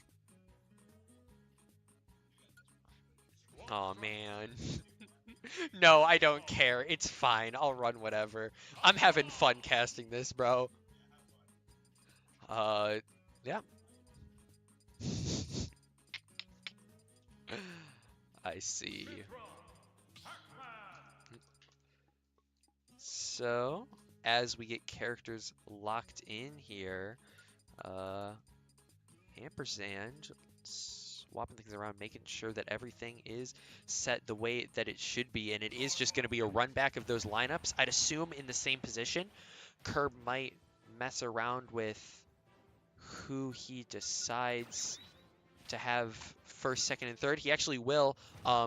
Both players actually moving their mains into that anchor position. I feel like I was almost surprised that they didn't at the start, leaving him in the mid-table. But now we're going to be seeing our openers, Pac-Man and Dark Pit, coming out. And that's already a little bit of the Pac-Man that we weren't quite seeing come out in the last game, which I would really bring down to just Aegis being such a hard character to deal with their incredibly fast-paced normals and kind of everything that they can throw out there with very little potential harm to themselves. But now, that F smash could have been massive. Going to get stalled out just a little bit by Ampersand's Dark Pit, and as I say, the Invader just not quite going to be enough. Actually going to set Dr. Curb into a fair amount of disadvantage. Going to put him very far off stage. Going to need to use the side B to recover, and it is going to hit just above, forcing Ampersand very far back. That bell still in hand, still online as it goes off. It could have been very detrimental to Ampersand if Dr. Curb was able to continually have that up, continually play with the pressure of that. The dare is not going to confirm, and the F smash will, forcing Ampersand to his middle. Aegis now. Dr. Curb, this is the one that he had a lot of trouble with on Pac-Man last match, and the dare up air conversion is just, I don't know what else to say. It's just Aegis. And now moving over to the DK of Dr. Curb. Big monkey, big hitboxes. But with big hitboxes, big body. This is going to be combo food for Aegis. And if Dr. Curb doesn't get something going fast, he is going to just be chopped meat. A little bit of the spot dodge, trying to get the side B conversion, will not. And Ampersand now equalizing percentages here in this game. Dr. Curb trying to get something going with the DK, but it's looking like nothing is quite converting yet. No hits truly converging in that clap. It's just not going to be enough. It's going to put Ampersand super far off, and the try of the monkey punch is actually going to result in the stock taken. Dr. Curb now onto his last. It is the Falco though, and it's his main. It's what he knows how to run. So he's going to need to take down this Aegis and then take down Ampersand's Rob, which we've seen so far and we've seen in early iterations. The Rob is dangerous in any matchup whatsoever. Be a little bit of a missed tech situation. The fair is going to convert, and now it's last stock, last character for both of these players, and it's just a normal matchup, Rob and Falco.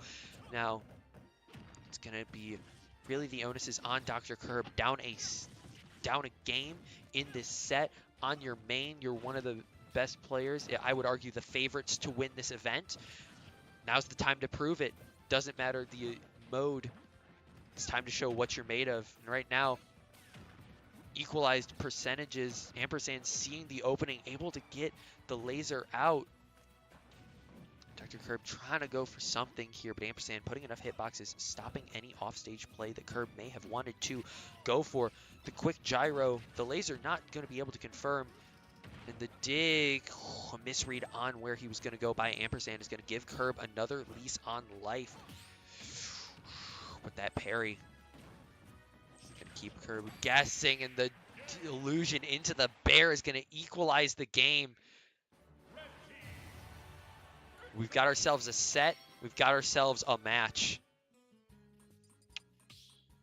All right, cool. I got to go back to TO and so you get your normal caster. Yeah, sorry guys, fun's over.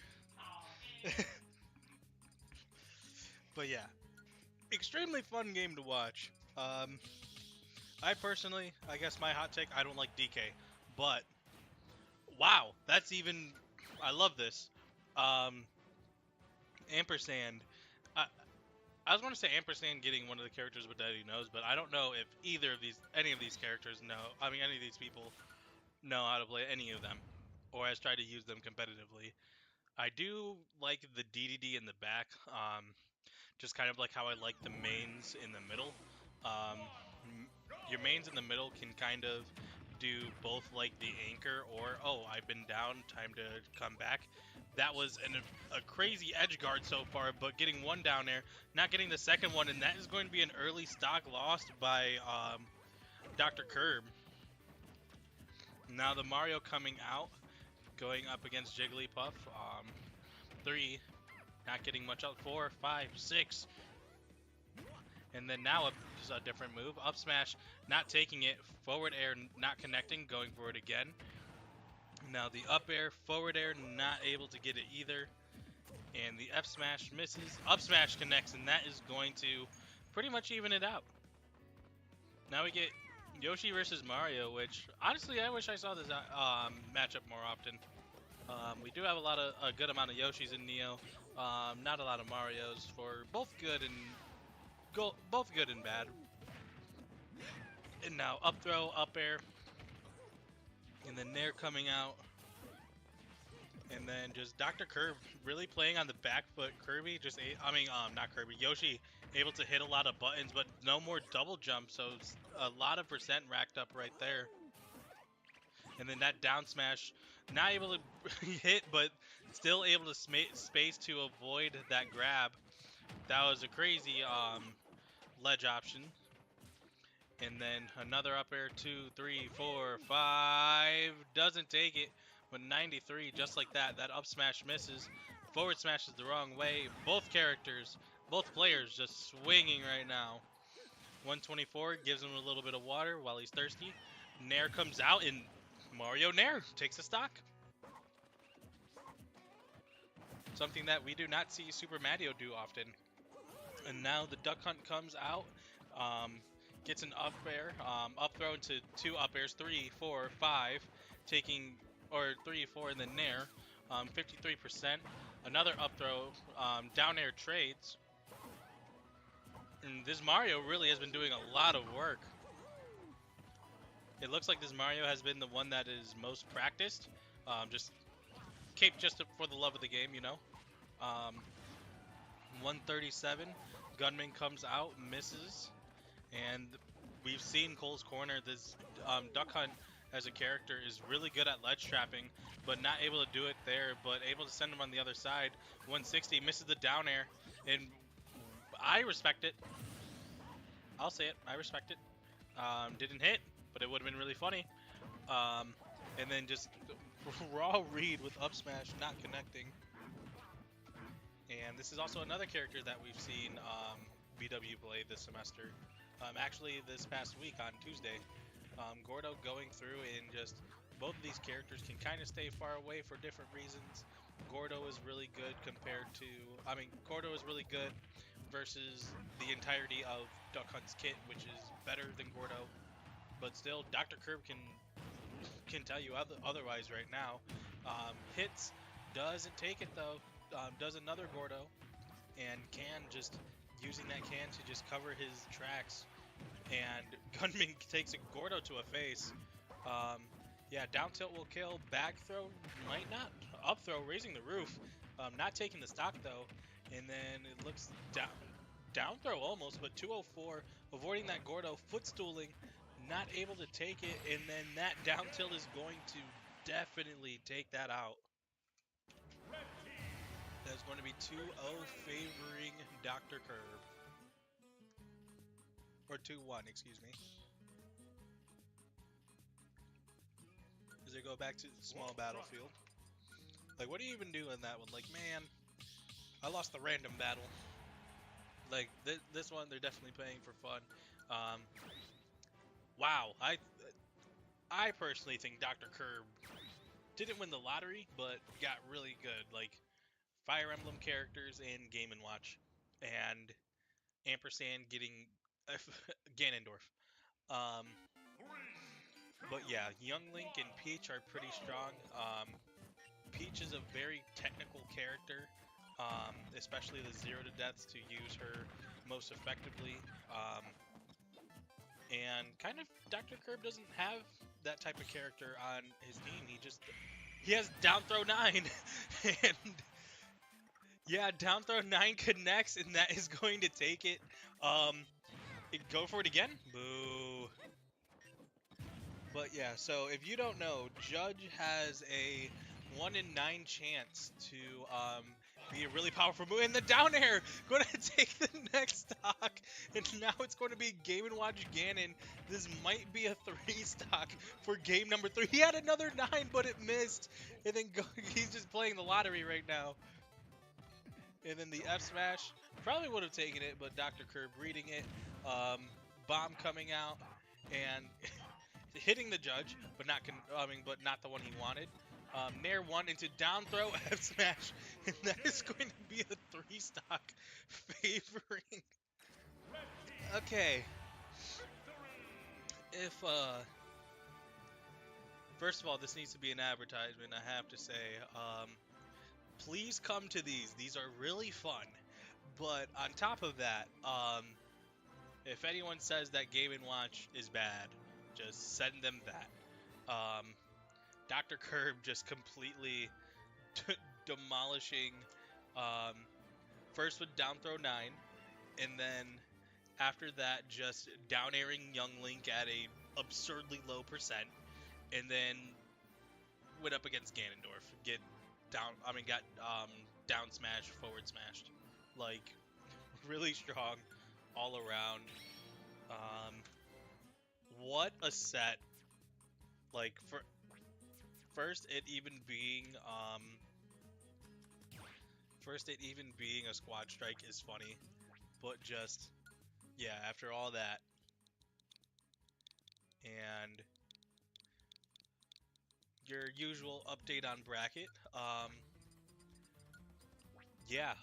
Tactics, the 16th seed, not only eliminated Vanilla, which was the 11th seed with a game 5, also went up against Rave, which was the 14th seed, beat him in a game 5, and now playing against Mr. Spikes, also in losers, Weapon X beating Goomba and moving on to play Randor, Bumps after beating Gay Rat lost to Lebo, and then Chimpus beat W Brown 7 and is now playing Cole's Corner.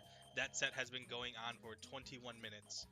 On the other side, Dr. Curb is going to play against Dreamless.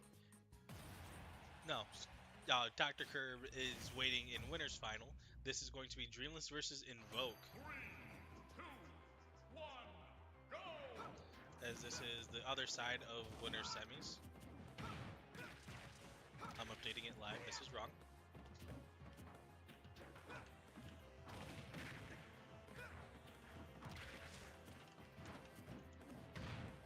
And now, quick 60-70 for 90 for Invoke. Invoke just playing really well. Jab not getting the sweet spot, but just hard edge or ledge trapping. Just making sure that Dreamless was just not able to see the stage for a long time. Up tilt missing, but Jer connecting, and that is going to take it. And Invoke playing really well right now. Getting the upwards version. Tried taking it in. I thought that killed. I was very scared. But now Roy responding in kind. Both of these characters can really just decide that your stock is forfeit almost practically whenever they want. At low percent, you saw just the way that Invoke was able to just continually ride the momentum that he gave himself to get all that percent, and then at mid percent, down throw thrupper for me brawler for Invoke, side B can kill. Yeah, 90% already, and up air, falling up air to up B, but just run up smash. That is going to take it, and that is going to be 97%, but still same stocks. The side B comes out, and that is going to take it. So now, Invoke has an entire stock lead. Down throw, missing the back air, taking a side B for his troubles. And then tried, I guess you can't grab that side B. The back air did not sweet spot, so was not able to get the strong hit. There's a lot of wet noodle hits going on right now. There's another one, not taking it, and just jab in the corner. The back air misses, and finally, it just seems like now Dreamless is able to play. Like after all of that, Invoke had the advantage, getting back aired Dreamless is, and then jab up air, but getting the weak hit, so 140%. That has been the main. That is a main issue. That has been, but that is a big issue for Roy. Sometimes he could have the right read and everything, but just get the wrong spacing, and then you get a wet noodle hit instead of a killing blow. Yep, Dreamless is going to another me sword fighter. Another me brawler.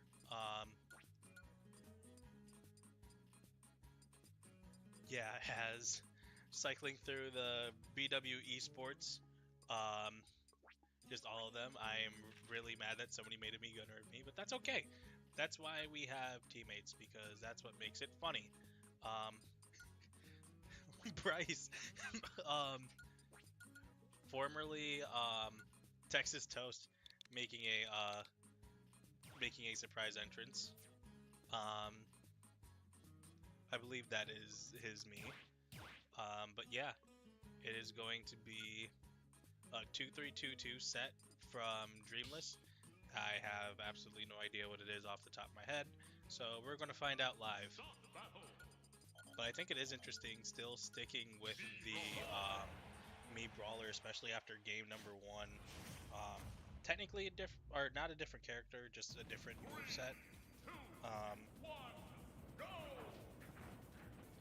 So yeah, let's see if that is able to change much, which it's not so far. Double forward air, the Thrupper still able to make it on the stage. And then dash attack, and now Dreamless has Invoke in the corner, but Invoke has just been able to swing so confidently out of this corner. Down throw, misses the forward air, and then takes an up B for trying to press on his shield, and that is going to be a F smash, taking the stock early.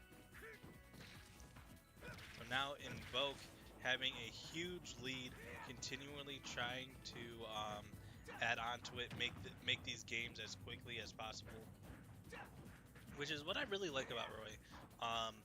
As somebody that plays Ike, I don't like playing against Roy, but like at least it's quick. At least he wants to get in and press buttons. Yeah, suplex misses there. So the side B is suplex, and he does have Thrupper. So 2 down, 2 more to go.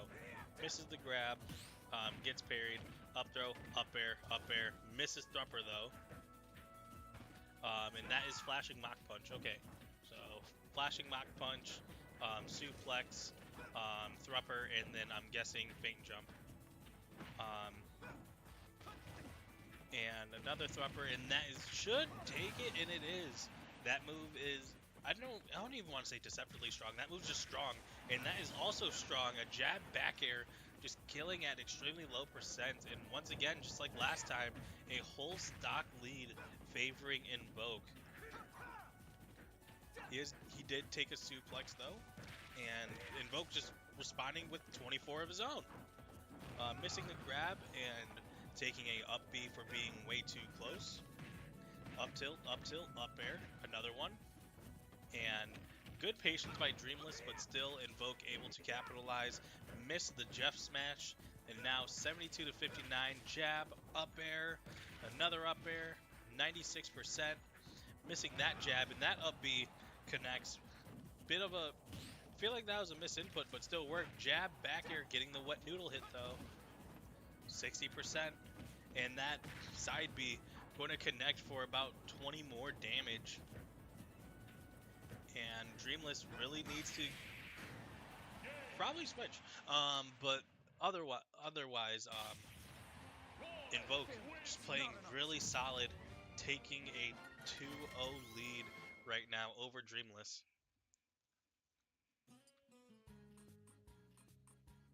So with Dreamless, he could maybe even potentially try a third Mii Brawler set that he has, or maybe even a different character. I'm kind of surprised he isn't going Pyramithra. There it is. So yeah, Pyramithra versus Roy, at least to me, is just kind of who, like, player versus player, who has the better advantage state. Especially with Pyra and Mithra mains usually switching to Pyra for kills. If you're switching to Pyra for kills, Roy can take huge advantage of that. Because that's just kind of Roy versus Ike, but worse, in my opinion. As the parry gets through, that is going to be 71% for Dreamless, or favoring Dreamless. And yeah, like, other than that up B out of shield, Invoke has just been getting all of this pressure applied to him, and there hasn't been much that he could do. Down tilt up air, not taking the stock though, but that F tilt is going to just a lot of buttons being hit, and usually it's Roy, the one that's hitting all the buttons, but Dreamless responding in kind. 42% just like that. Down tilt into grab, seeing the normal get up, and then back air with patience. Air dodges up into the platform, which was smart. Not getting the strong hit, but so canceling it, and then jab back air. What a call out. 53% only, and then now that is going to, if he rolled in, that could have been dangerous. But now, that also would have killed. So both, or not, probably not. But still, both players are swinging really strong moves. 58 to 91, missing the F smash, and another, a forward air by Roy. And yeah, this could be anyone's stock right now. Both players, or both characters, just have that explosiveness. This is the issue though with Pyra. Edge guarding and that runoff forward air is definitely going to do it. With Pyra, you're kind of forced to go low, because if you go high, other than air dodging, there's not really much you can do. Pyra or Dreamless with Invoke off stage, and that F tilt is going to take it. Now stock reset. And I really like these reads with down air, but I don't think he's hit one yet, which has not, I think he's gotten punished still, even though it would be really cool or really good to extend the combos if he did. 36 to 36 now, and once again, up B out of shield. He has just been really able to use that to continually have Dreamless just use that as a get off me tool against Dreamless. Nair, back air, and 78 to 69. And that air dodge, not something that I would recommend. And just, wow, just straight up went for it, and it worked. And now switching to the one that has kill power, but tech chase situation, that is going to be a 3-0 favoring Invoke. And yeah, like I said, like Mithra, just with Pyramithra in general, Mithra really just, when it comes to neutral, is just queen. Like, she can do so much. She is so fast that she can just kind of do whatever she wants. But when it comes to Pyra, easier kill power, but you then are put in situations where you have to use overall a worse character. So yeah, that is going to be a 3-0 for Invoke. Really strong showing for him. If I were a betting man, we're probably going to finish up winners with it going to be Dr. Curb versus Invoke. before we start the losers runs, but I have been wrong before. But yeah, Dr. Kerr versus Invoke. As long as there's nothing silly, well, it's probably going to be silly, but it could be. There's very much the potential to be something explosive. Dr. Curb, with Falco, just absolutely is able to just blow up a stock whenever, and Invoke his Roy. Same thing as we saw with that game. Um, Mr. Spikes and Randor are playing against each other. Mr. Spikes ended Tactics' run, um, so that is going to eliminate Tactics as he gets 3-0'd by Mr. Spikes. Also in losers, Randor beat Weapon X. Beat Weapon X 3-1, and Lebo beat Bumps 3-1. Cole's Corner beat Chimpus 3-2. So now in losers round 4, we have Mr. Spikes versus Randor, in which I believe this is Randor's Meat Gunner that he's making right now. Randor has been trying out Meat Gunner. I don't know why for the life of me. Minmin's great. But anyways, going up against Mr. Spikes, which Mr. Spikes got knocked into losers going up against Ampersand, as we saw on stream, but still able to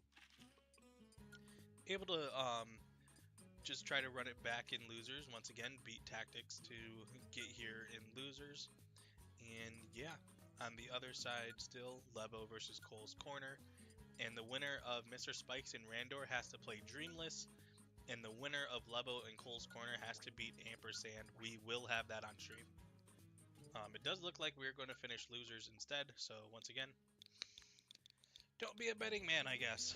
That's my lesson of the day. Except for March Madness. My March Madness bracket has looked really good.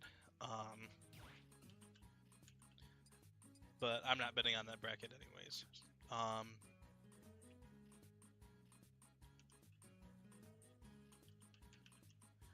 So yeah, once again, this is Mr. Spikes versus Randor. So Randor's prepping his Meat Gunners. It looks like he tries 2 different sets. And yeah, this is losers round 4. Winner goes to losers quarter. Yep, losers quarterfinal. And they will play against Dreamless. So yeah, it looks like we are just waiting just a bit. I could pull up the bracket for you guys. Never mind, I won't, because I heard a go.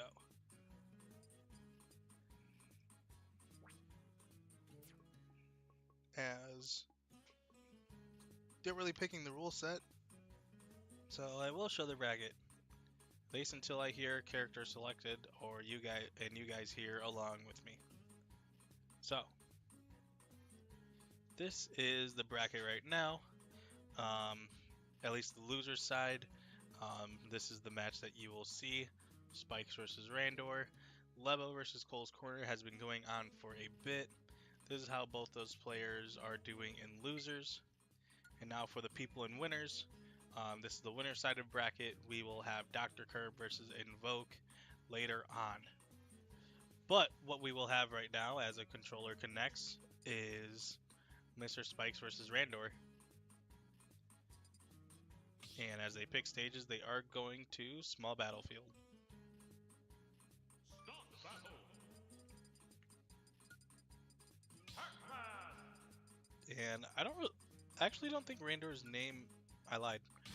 So yeah, Pac-Man Min is it's definitely a matchup. It's also one of those things where like it can be boring, it can be really fun. I kind of just like watching Pac-Man. But yeah, Pac-Man can get camped out, and Min is definitely a character that can camp. But also when Pac-Man gets in, when he wants to get in, um, just a whole lot of things that he can do. We've seen that against Ampersand, not the same body type as Ampersand, but still, and that is going to take the stock just like that. Calling out 2 air dodges and the up B will not be enough. And quick up. Speaking of quick up B by Randor just to get the damage. And Spikes getting that forward air. I don't know if that key killed, but that's still a very scary scenario. The down air connecting 52% just like that. And Randor missing that. Spikes missing that. Randor finally able to get back on stage. And Randor just trying to play his game. The run up tilt, the run up F tilt, able to do the job, but still, Randor being down a stock extremely early, recovering back on stage, and then Galaga comes up, not getting anything out of it, and Dragon Arm doing damage as well, and Megawatt back air. That is going to hurt. A nice back air indeed. Shout out. 69% onto Randor, having to make up for a lot of room. And really, it looks like just like not only a good sign of a sign of a good Pac-Man player, but it just every time Mr. Spikes throws out a apple, he just knows exactly what angle to throw it at to hit it. And like, it is crucial to do it with every fruit, but I feel like especially apple, the angle that it goes can really be off-putting, especially compared to the other fruit. And Randor losing his stock there, and still trying to bring this back. Mr. Spikes has a phenomenal lead right now, only lost 1 stock, and Randor just deciding to play a bit more campy, so Mr. Spikes said, okay, I'll just go in then. What are you going to do then? That's a lost jump. Clanks with Megawatt, still able to live though. That apple clanking with the arms. I will say the way that Randor has been managing these arms have been very useful, just throughout this matchup. Just not able to fully get a full extension of what he wants. Misses the grab, and Mr. Spikes gets hit by an F smash for it. Strawberry doesn't do much, but that Ram breaks the hydrant. And yep, they gave that move a reflector. I really don't know why. And gets hit by the key, not able to take it. That Nair calling out calling out the tether, and that should be game. Yep, just slowly whittling away all of Min-Min's options, and just, yeah, taking it pretty handedly.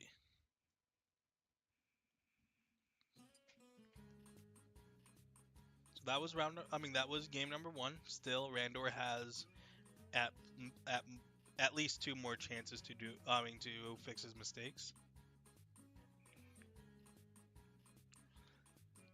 But it seemed pretty dominant. Like once Mr. Spikes was able to get in, he just had all the momentum in the world.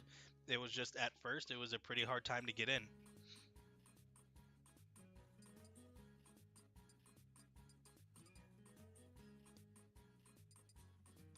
So now going on to game number 2, stage matters. If it's going, especially if it's like Battlefield or FD, they're going to PS2, which is going to be longer than small Battlefield. So going to give more space to characters like Pac-Man and not Min-Min, but me Gunner.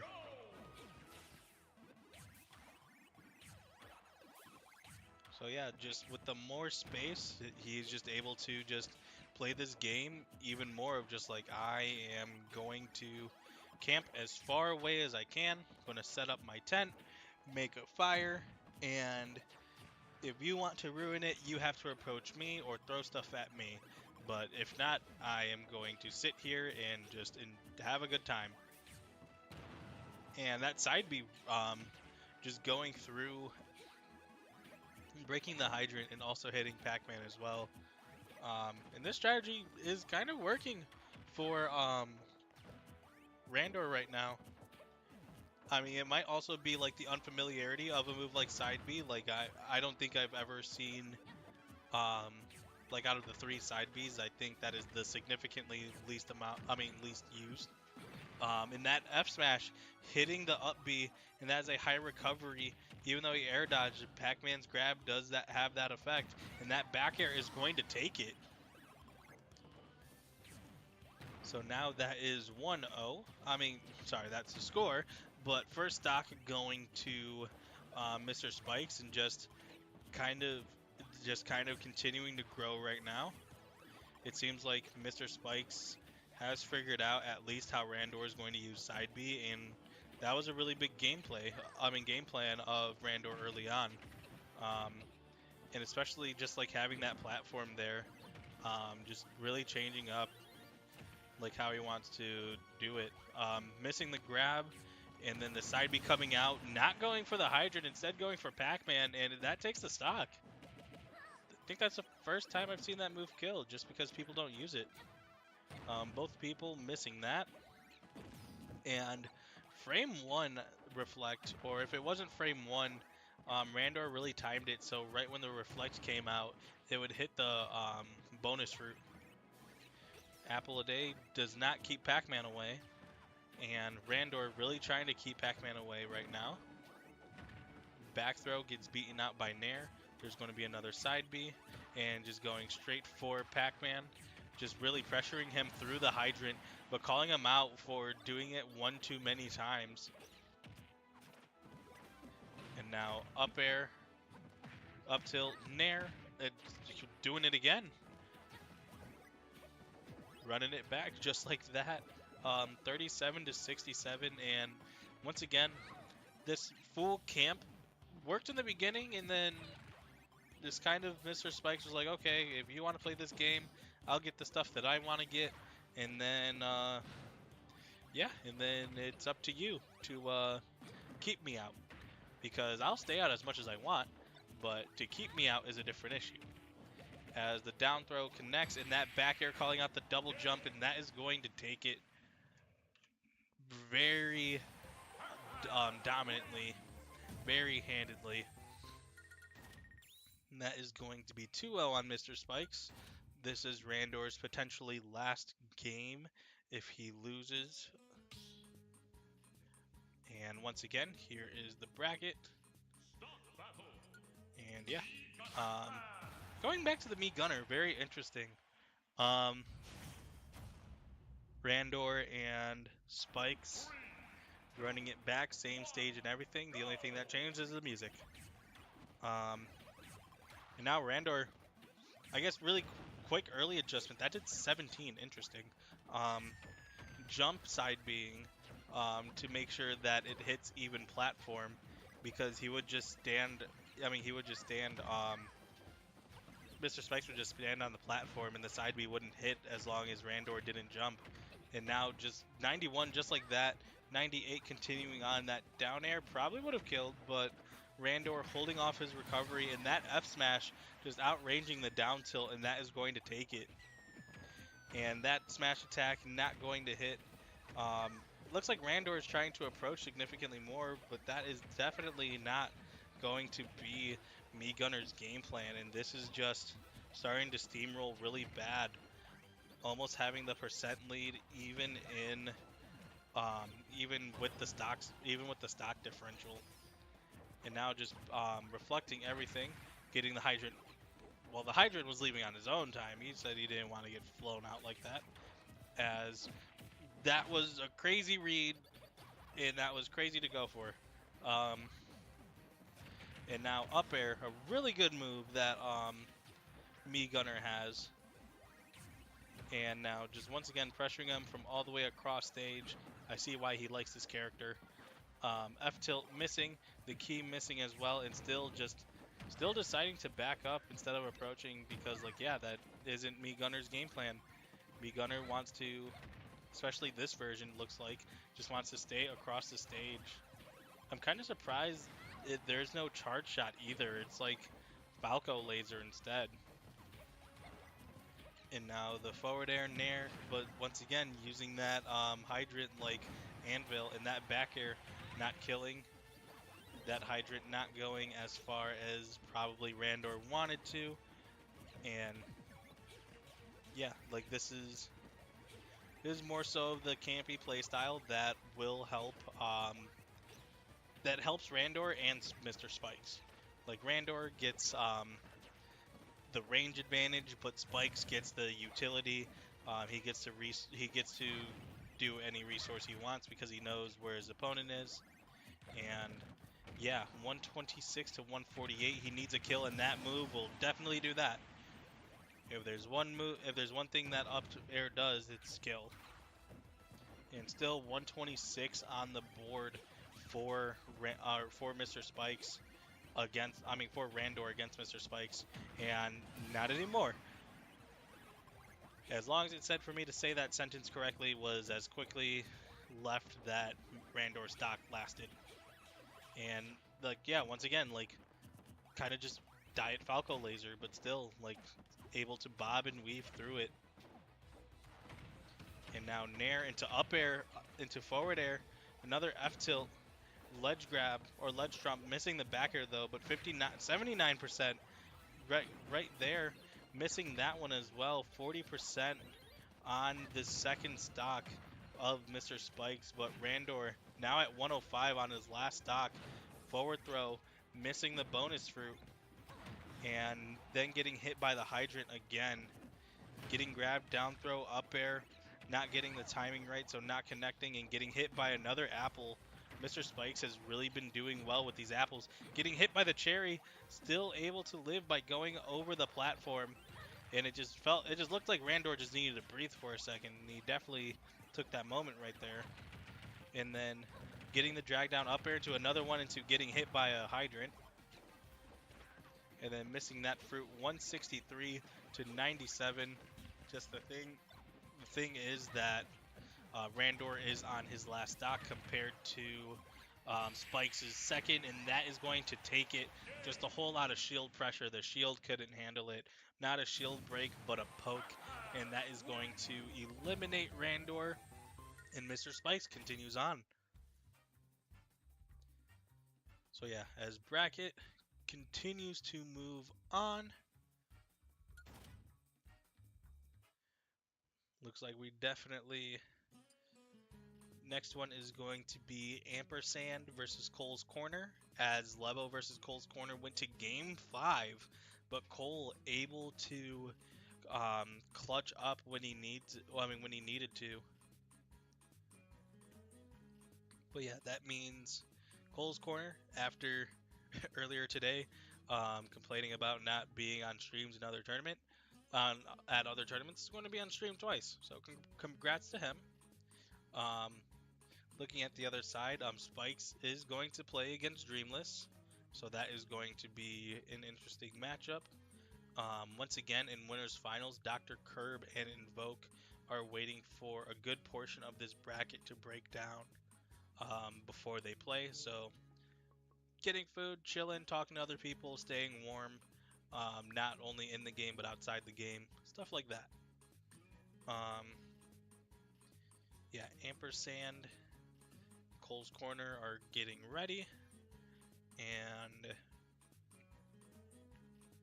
yeah, we are down to, I believe this is top 8. I should count it right now. 1, 2, 3, 4, 5, 6.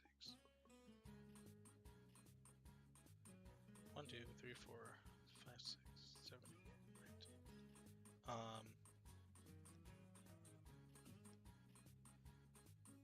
I'm pretty sure this is top 8. Yeah, this is top 8.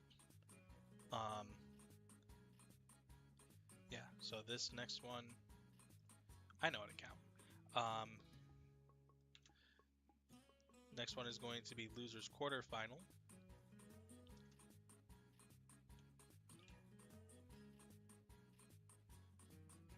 Or is it semis? Yeah, it's quarter. Yeah, and we're just waiting once again for Ampersand and Cole's Corner to jump in.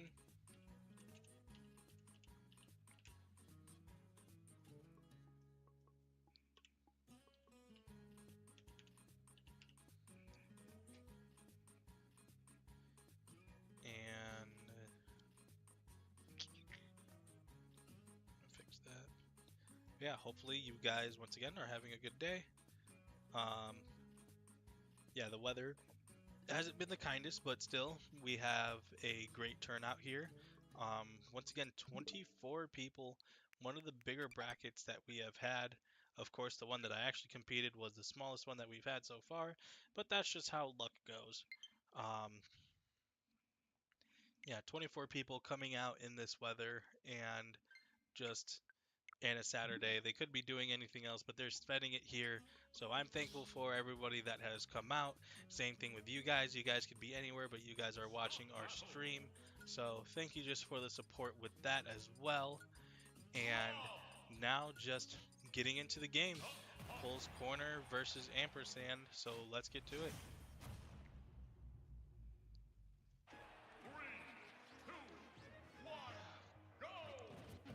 Also, like, Cynthia's music has been playing very often this bracket. And also just like most times on PS2 anyways, which is the correct choice, but hearing greatness and over again can sometimes have a adverse effect. But anyways, back to the gameplay. Cole's Corner. We've seen him in winners go against Dreamless. Put up a really great fight. Game 3 and Game 2 started looking more and more winnable, but Cole's Corner was just not able to close it out. And on the other side, Ampersand was able to beat Mr. Spikes, but just kind of lost the coin flip of what character he was playing in the squad battle against Dr. Curb. And now Gyro comes out, and that is going to be a up smash that connects. And even though Cole's Corner had the percent lead, did not have the stock lead, but now we're playing Smash 4. So the Nair misses the up air, and just pressuring this ledge with Nair, it's such a good move. And one more just for the road. The can comes in to interrupt, and laser comes out as well.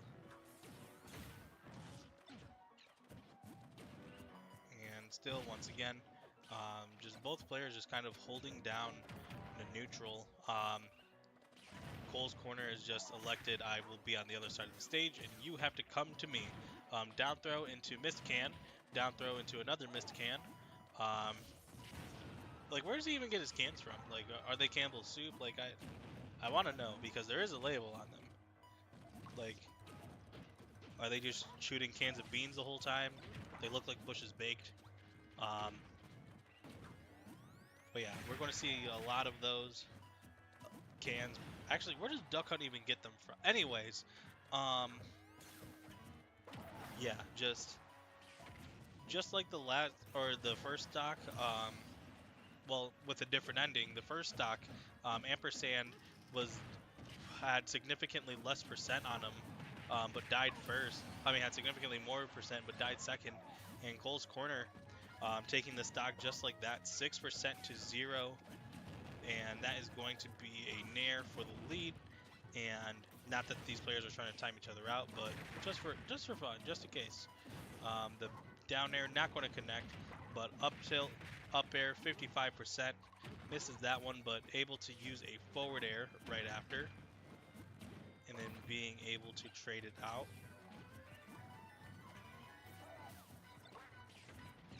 And Gyro now being used for Duck Hunt, which I feel like is just so much scarier. Not scarier than Rob, but just scarier than regular Duck Hunt. Having to recover low and is able to air dodge to avoid the down air. We've seen how dangerous that down air is. And that scoop hitbox from behind. You roll behind, you still get hit.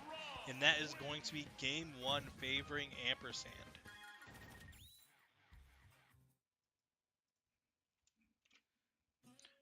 Two more games and Ampersand is going to be in winner's semis.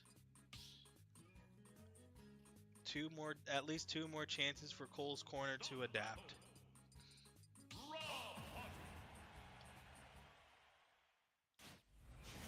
And this is kind of where maining a character that isn't the greatest, to be honest. Um, can bite you. Yeah, they probably haven't seen other than you play that character.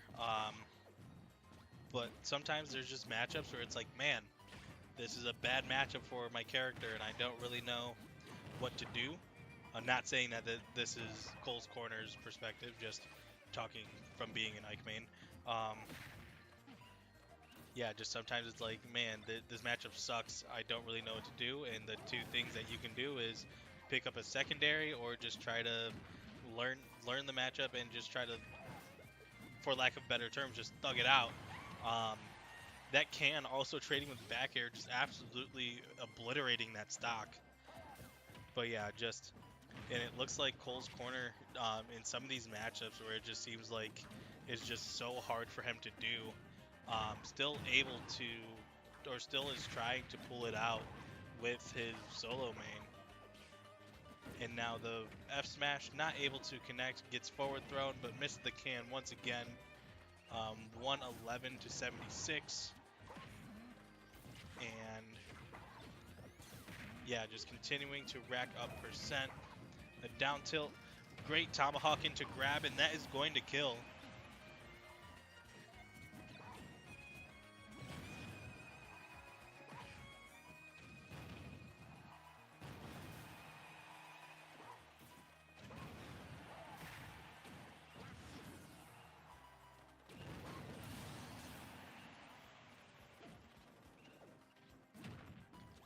But yeah, that stock is going to be taking my ampersand, another lead for him, and Cole's Corner just continuing trying to fight back. Takes one stock back, but still down 2-1. Grabs the gyro though, combos it into can, and now forward or side B into forward air. The first up tilt coming out 69% onto ampersand, and then taking a jab for his troubles. The can misses though, just to get hit by, wow, what a conversion. And that is now going to be even stocks, even though Cole's Corner is still losing by 99%. This can be doable. Blows himself up though, having to recover, goes really low against Rob, and that is not what you want to do if you want to try to bring this back. That Rob down air hits like a truck, and it sends you down to the next game even quicker.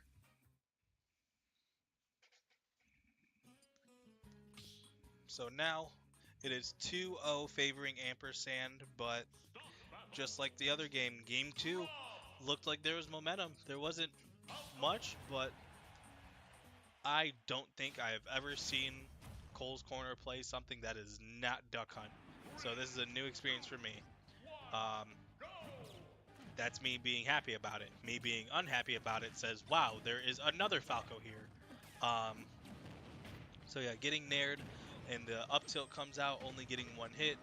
Um, but yeah, just like what I was saying, it's really got to be when you solo main, like, especially with bad matchups, like, okay, am I going to just continue to try to play it out with my character? Am I going to try to just learn specific tech against the bad matchups? Like, that's some stuff that I've done. And I know Cole's Corner has definitely thought of specific tech against everyone, let alone just characters that he's bad against. But having a better matchup is always good at times. Um, Especially if, like, maybe this is practiced and nobody has seen. Like, it could be any sort of thing like that. But right now, ampersand just making quick work. 2 stocks gone just like that. While I was trying to explain the reason to have a secondary, ampersand doing it with just Rob. And now grab, up throw, up air, not connecting. And then going for another up throw, up air, connecting but not killing. And just Rob being very heavy and being able to combo as well. Ampersand just moving differently right now, just playing really well. Up tilt, forward air, and just avoids the side B and hits F tilt. And just run up grab, just playing very confident right now. It just looks like he's in his head, And Cole's Corner really struggling with one. Meanwhile, 88% on his last stock. Cole's Corner needs to turn something around and quickly. Able to get this ledge trap though, but no. Just runs forward and nares. Just extremely bold. 167, still able to live. And that back throw, not able to take it. 174. And the reflection of gyro, not able to do it either. 184. And this is, you could just throw him at this point if you're Falco. You can't up tilt though. Learn something new every day. He does go off stage, and that is going to send him straight into the blast zone, and that is going to end his time. Well, unless he wants to stay, that is going to end his time in bracket. Cole's Corner going down.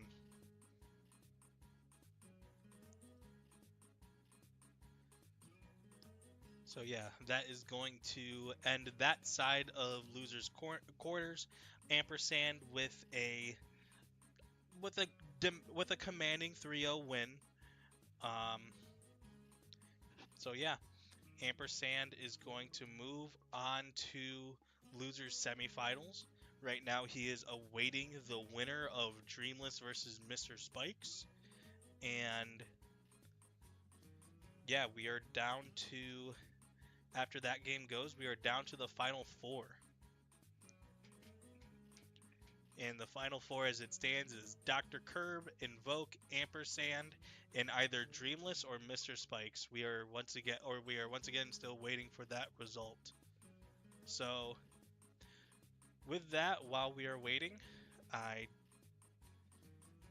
just the one time I say that I don't believe that we are going to have winners final. I feel like that they are going to put on winners final, so I'm going to put it in just in case. And then we are going to not take a short break because we're running straight to it.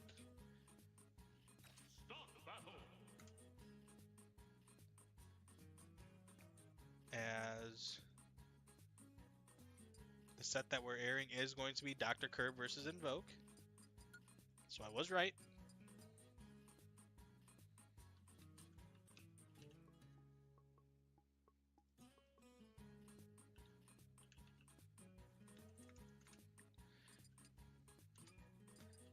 Sorry for you guys hearing my typing to input the names. But yeah, this is the number 1 versus number 3 seed. And they are jumping right into it, and so are we. 3, 2, 1, go! Yeah, the Dr. Curb, the first seed of this tournament, and probably the easy favorite to win. Highest PR, or one of the highest, if not the highest ranking player in Neo right now. That downer actually saving Invoke, and just Invoke punishing hard.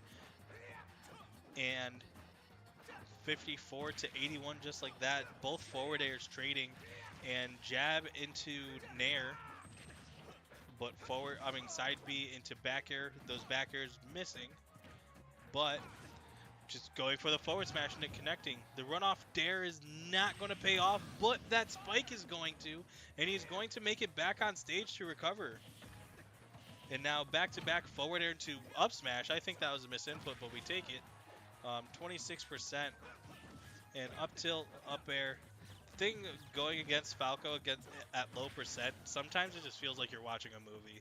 You're just taking all the damage, you already know the end result, and you're just sitting there like, alright, just let me know when it's my turn to play.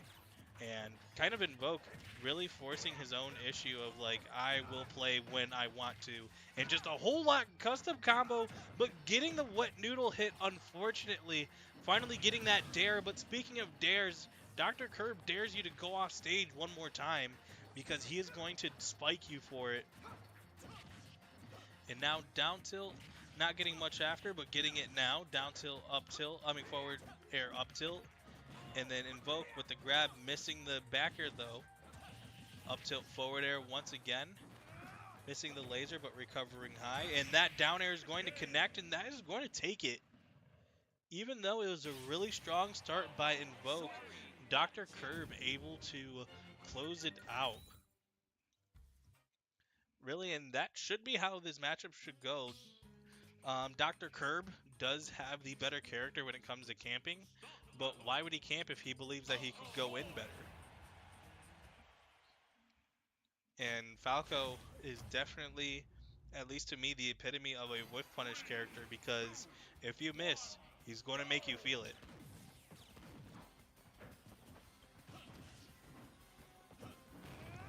Or at least like a bait and punish character. Weak hit down here into up tilt, just making, these guys are just making combos of their own right now. Back air into forward air, and just Invoke still playing really well in that F smash, taking it. Like as I was saying, Invoke is playing strong, but it just seems like sometimes Dr. Curb has just one or two moves that just absolutely obliterates him.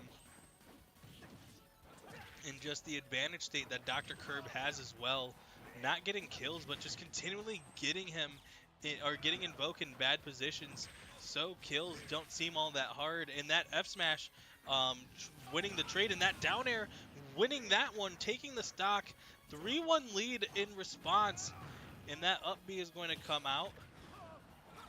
And if you're Invoke, this is exactly how you want to respond. You were down 3-1. I mean, you lost 2-1, I mean by a 2 stock. Might as well come back, start with a 3-1, and then see where it goes from there. Of course, Dr. Curb does respond, but I also don't think this is a jump. This could be very dangerous. Great fast fall by Invoke to just mix up his recovery, but still, like, now Dr. Curb's an advantage. Now he's just oppressing you in this corner, and that F smash calling out the aggressive option. And now, just like that, this is a one-stock game after it being 3-1. 2 up tilts, not getting much else after that. And then good back air by Invoke. And down tilt, up air, burning a double jump again, so getting grabbed. Missing that one, and Invoke really swinging in disadvantage, especially up air, trying to just make Dr. Curb's combos his own. And then getting the weak hit nair into jab into only one hit of the nair. 88 to 80 now, both of these players. We've kind of just seen it all. Both of them are playing extremely even right now. The forward air that I think Dr. Curb went for definitely would have killed. And that up smash on the platform definitely takes it. And after being down 3-1, Dr. Curb just rolling back. And once again, we've seen a lot of a lot of swinging, a lot of like games that goes pretty long. This one, they're shaking their hands, waving run it back, and jumping right back into every game. And it's already 2-0, and I don't even believe it's been 10 minutes. 3, 2, 1, go! As I think one big thing that Dr. Curb has added is that he keeps adding laser into the gameplay. And now just deep edge guard, having to recover, missing the down air, and then side B into up smash, and that is going to take it a 0 to death. And Dr. Curb right now is just having fun at this point. Down tilt, knows that it's not going to combo anything, so he's just waiting. He's also just standing there menacingly. 2 up tilts into up air, into back air. Not getting much there, or not getting much else. Not that he needs much else for a lead. That F smash. Falco's lean back had him avoid the get up attack, and that was able to still connect with the F smash, and that took that stock and egregiously early. And that is going to be a side B, not going to take it, and that is going to be a recovery attempt by Dr. Curb, is able to make it. But if you're Invoke, I think you just kind of say, you know what, we'll run it back in grands. Just like right now, doesn't really feel like I can come back from this. Like, not saying that it's out of the question, but as that side B kills. But not saying a comeback is out of the question, but it's just not likely. Like this is, you know what? We're getting information. Let's try something new. Let's try to go deep, just something. As that up B armors through the back air, down throw, um, gets grabbed once again. Back air misses, then gets F tilted. And that up smash missing, just able to land. Dr. Curb trying to call him out for an option, but Roy's option is just so safe it doesn't really matter. Misses the Nair, and that is unfortunately not going to make it. And that is going to be 3-0, favoring Dr. Curb in a dominant fashion. So now this is where things get interesting. Because looking at the Final Four as Dreamless beats Mr. Spikes 3-1, we have loser semis going to be Dreamless versus Ampersand. And then the winner of that is going to go against Invoke. And the winner of that is going to go against Dr. Curb. Dr. Curb has already taken two of these people, or have already fought against two of them and put them in losers, that being Ampersand and Invoke. Excuse me. But yeah, Dreamless can still come back after losing to Invoke earlier in bracket. Maybe he figured out why he lost and is able to play differently.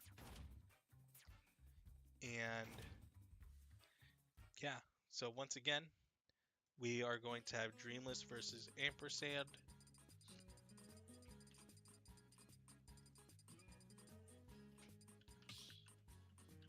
And it looks like they are going to small battlefield to start.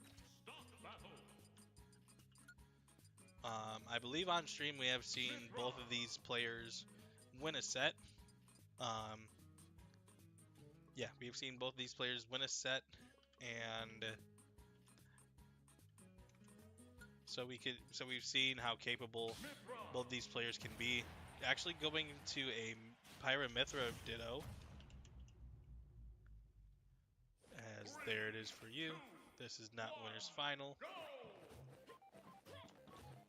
This is loser's semis. So yeah, the Ditto of most matchups is interesting, but what I want to see, or what I think is worthy to point out, is how significantly, at least in my opinion, how significantly more Dreamless usually uses Pyra than other Aegises, but now from what I'm seeing right now, Ampersand just really sticking onto the Pyra, double Pyra on screen. One at significantly lower percent than the other though. The up air not killing, and now both being Mithra. Ampersand kind of just dominating right now when it comes to percent, but as I say that, Dreamless responding right in kind. The back air by Ampersand connecting, now having to recover, is able to make it. And now great wait by Dreamless, but not able to get what he wanted. Parries though, and that back air finally is going to take the stock, favoring Ampersand. First stock of this set. That F smash by Dreamless not able to do it, but that down air is, and just like that, it's like the first stock never happened. Except for 2%. And then now Dreamless down throw, great DI by Ampersand to avoid the up B.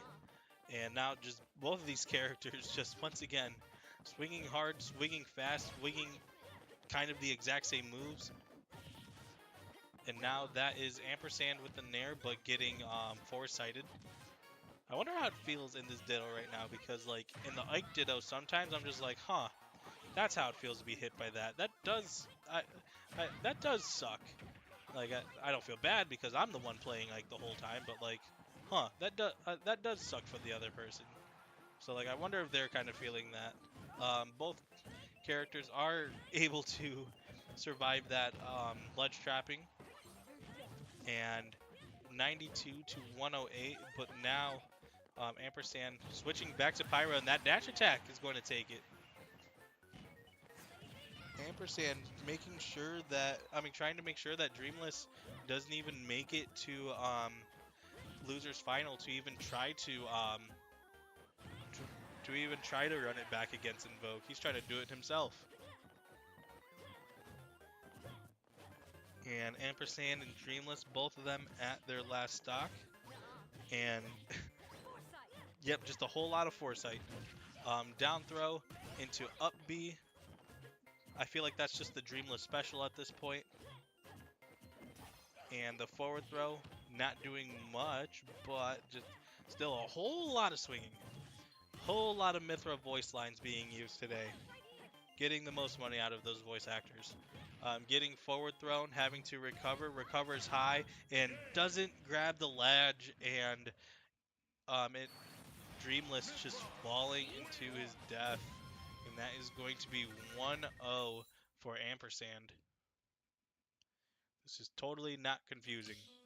Running it back straight to small battlefield. No questions asked. And yep, both of them back on Pyra Mithra.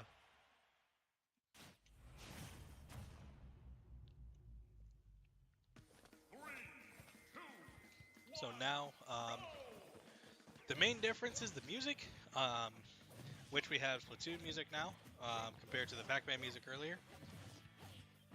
And just Ampersand right now just, I feel like has just been winning neutral more, which has just been snowballing to other stuff. Like Dreamless, he does win, he has won neutral a pretty good amount of times, but it's mostly just Ampersand favored. And that F tilt comes out, the up B not going to grab, and that is going to be a stock taken first by Ampersand. Now up tilt nair into up air nair, 31% just like that. The Photon Edge getting down throw forward air to Pyra. So you know that definitely hurts. Parries that one though, and now it is Dreamless on the offensive, but not for much long. Well, now for much longer. Getting down aired, avoid the F smash just to hit one of his own. And then forward throw, misses that down air though, and stops the blazing edge before it comes, or blazing end before it comes out. Up air coming out, not killing though, and Dreamless really needs a kill, still not getting it.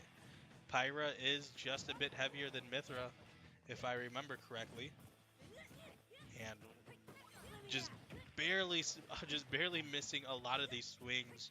Both of these characters are, and Ampersand is just like, you know what? I'm just going to have better frame data for the moment. And while Dreamless is just hard sticking onto Pyra, B reverse not working, but good way of avoiding it. Ampersand is doing, and both of them now B hits, and that takes the stock. But Dreamless is at high percent. Once again, there goes the down throw up B, and Ampersand's like, hey, you've been doing this up B move a lot. Do you want to see mine? Still 53 to 61 to 0. But right as I say that, still Ampersand just doing as much damage as he can, being able to keep Dreamless in disadvantage. Forward throws off stage, and then misses that down air. Spot dodges through that one. And then there's the nair. And really it's just like Pyra has like a couple of good long range moves that kill. So let's just keep using them. And both of these players are just really embodying, let's just keep using them. The forward smash connects, and that's going to have to be a recovery. Does grab ledge. F tilt misses. Well, both of them miss. The up B getting shielded through, and that is going to be, there we go. That's more so of Dreamless that we've seen. Especially last Stinger Smackdown. Misses that one, almost as D's, scarily, but just like this, now it's even percent.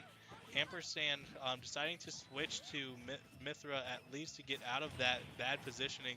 Missing the follow-up from the down air though. Tried going for another one.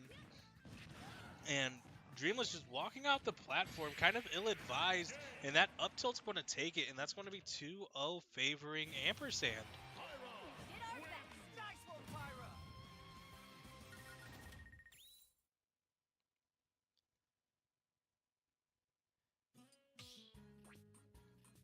and now it being 2-0, um, Dreamless just has to figure something out. Dreamless Mithra. has to put together. Maybe it's a character thing. Maybe it's just how he's playing. Maybe you should play more like maybe you should play more like Ampersand. Maybe you should play less. What is Ampersand doing differently, and why is it working?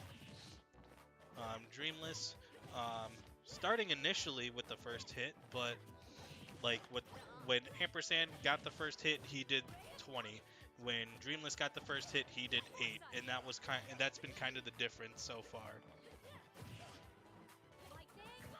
Which initially looked like Ampersand was just winning more neutral. It just kind of seems like when he's in advantage, his advantage just lasts significantly longer.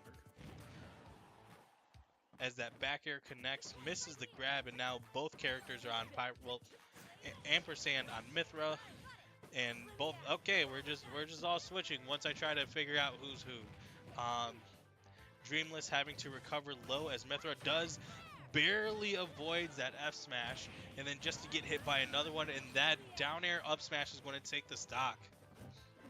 And then down throw, going for the forward air instead of usually the up B that Dreamless does. And there it is, right as I pointed out. It's almost like they switched or something. Down tilt up smash doesn't connect, and both of the characters going for down air, but both of them parrying it. And 61 to 90. Really starting to favor Ampersand this last game. And just continuing to swing, and that is going to kill. I think that was forward air. But now down throw up B for 25. Missing the photon edge, almost losing his own stock. And then the forward throw coming out, trying to time the up B doesn't happen, but goes off stage. And trying to turn it around. The Prominence Revolt spike comes out, and that is going to take it. Pyra Mithra's recovery is so bad that Prominence Revolt spike is able to kill them when they don't have a jump. Really hope that doesn't work on Ike then. But the Photon Edge coming out 55% just like that. Well, not that the move did 55, but Lightning Buster getting off stage, going for another Flame Nova, not going to do it though. Both of them going for down airs, missing it, and it looked like Ampersand clanked with the side B, and that's why it didn't hit him. But yeah, both characters both Pyras just swinging with their strong moves. That was a hard predict that did not work out. Is able to get back on ledge, and that F tilt not able to take it. Photon Edge comes out, missing the down air though, and that is going to be a turnaround Lightning Buster, but great DI by Ampersand to continue on living. Now just missing all these moves, run up grab, and that Prominence Revolt is going to get parried, and that's going to take it. Dreamless starts with 1.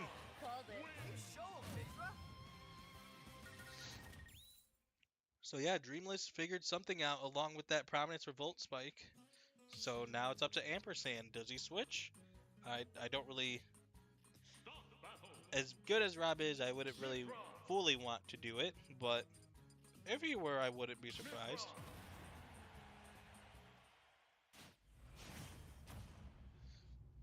So now, looking again, this is game number 4.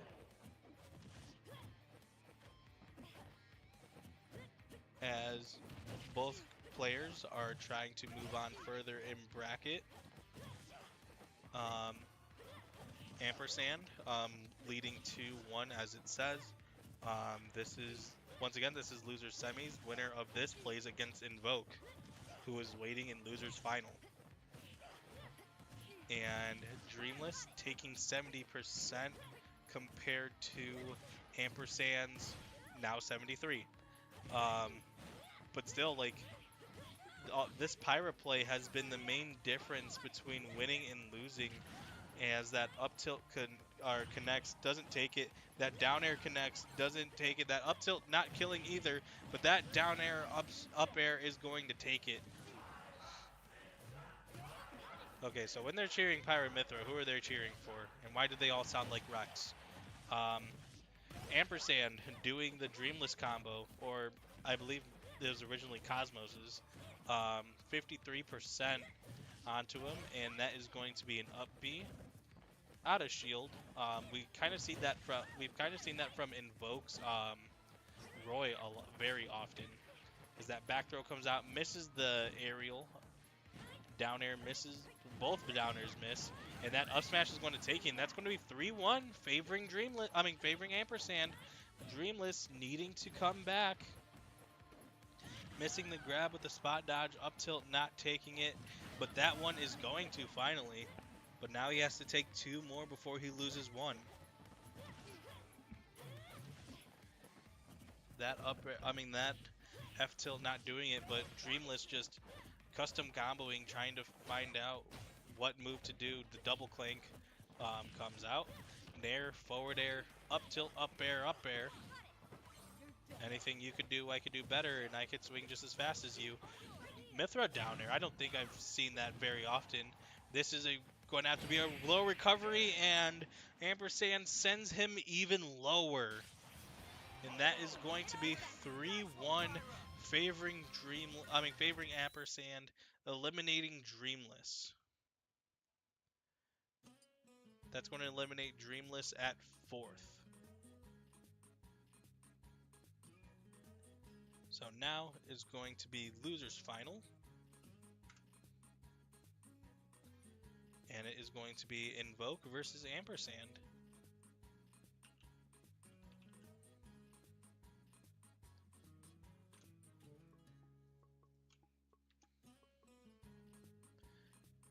But yeah, this bracket is now finally in its last potential 2 sets.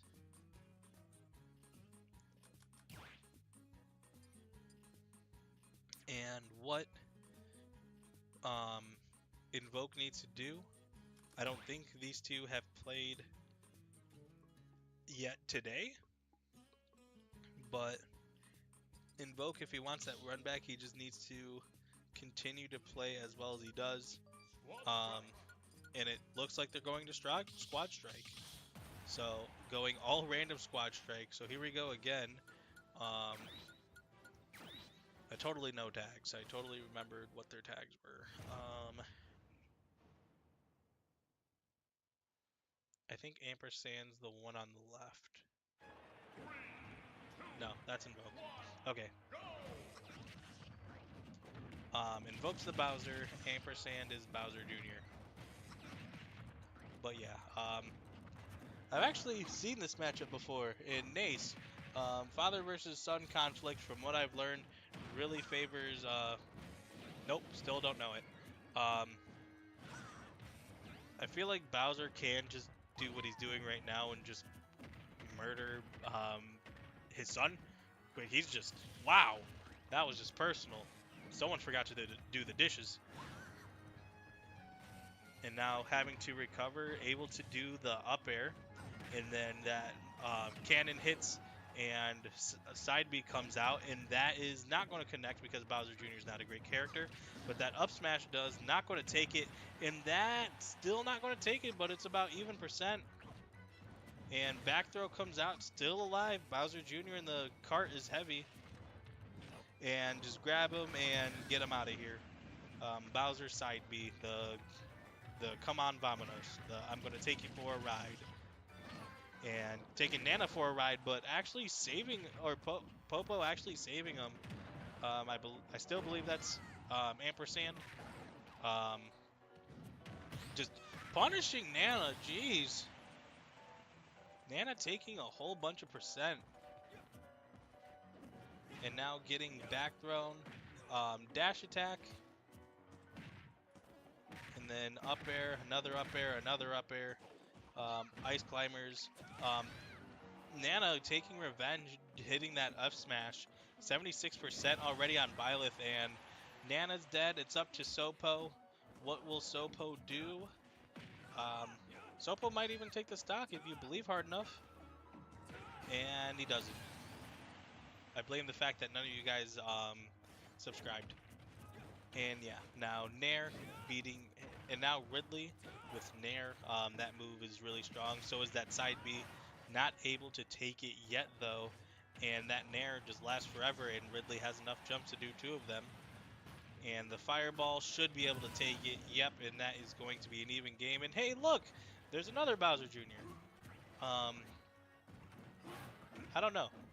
If you guys are watching the stream at this point, you guys should rank what is your favorite, what's your Bowser Jr. order? Because, I don't know, I feel like Morton's got to be top half. I like Morton. And that is not going to grab the ledge, and that is going to take it. And once again, I think that's ampersand, so I'm going to give the point to ampersand, and then maybe someone's coming in to tell me differently. They are not. So, yeah, unless told otherwise, I am going to keep it like this. They haven't updated it there either. I mean, on Start GG, so yeah, we're just going to wait.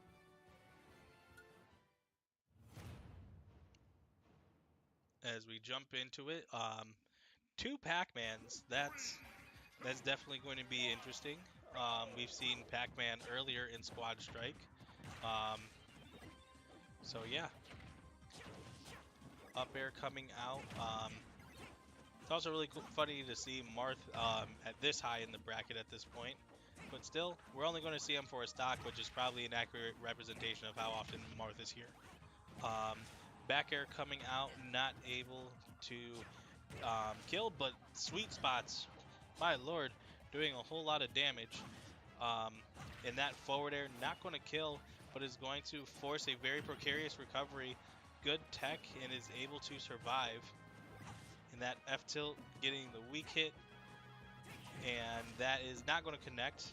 Great DI by Invoke, but that's neutral B is going to hit, and probably not going to last too much longer because Isabel.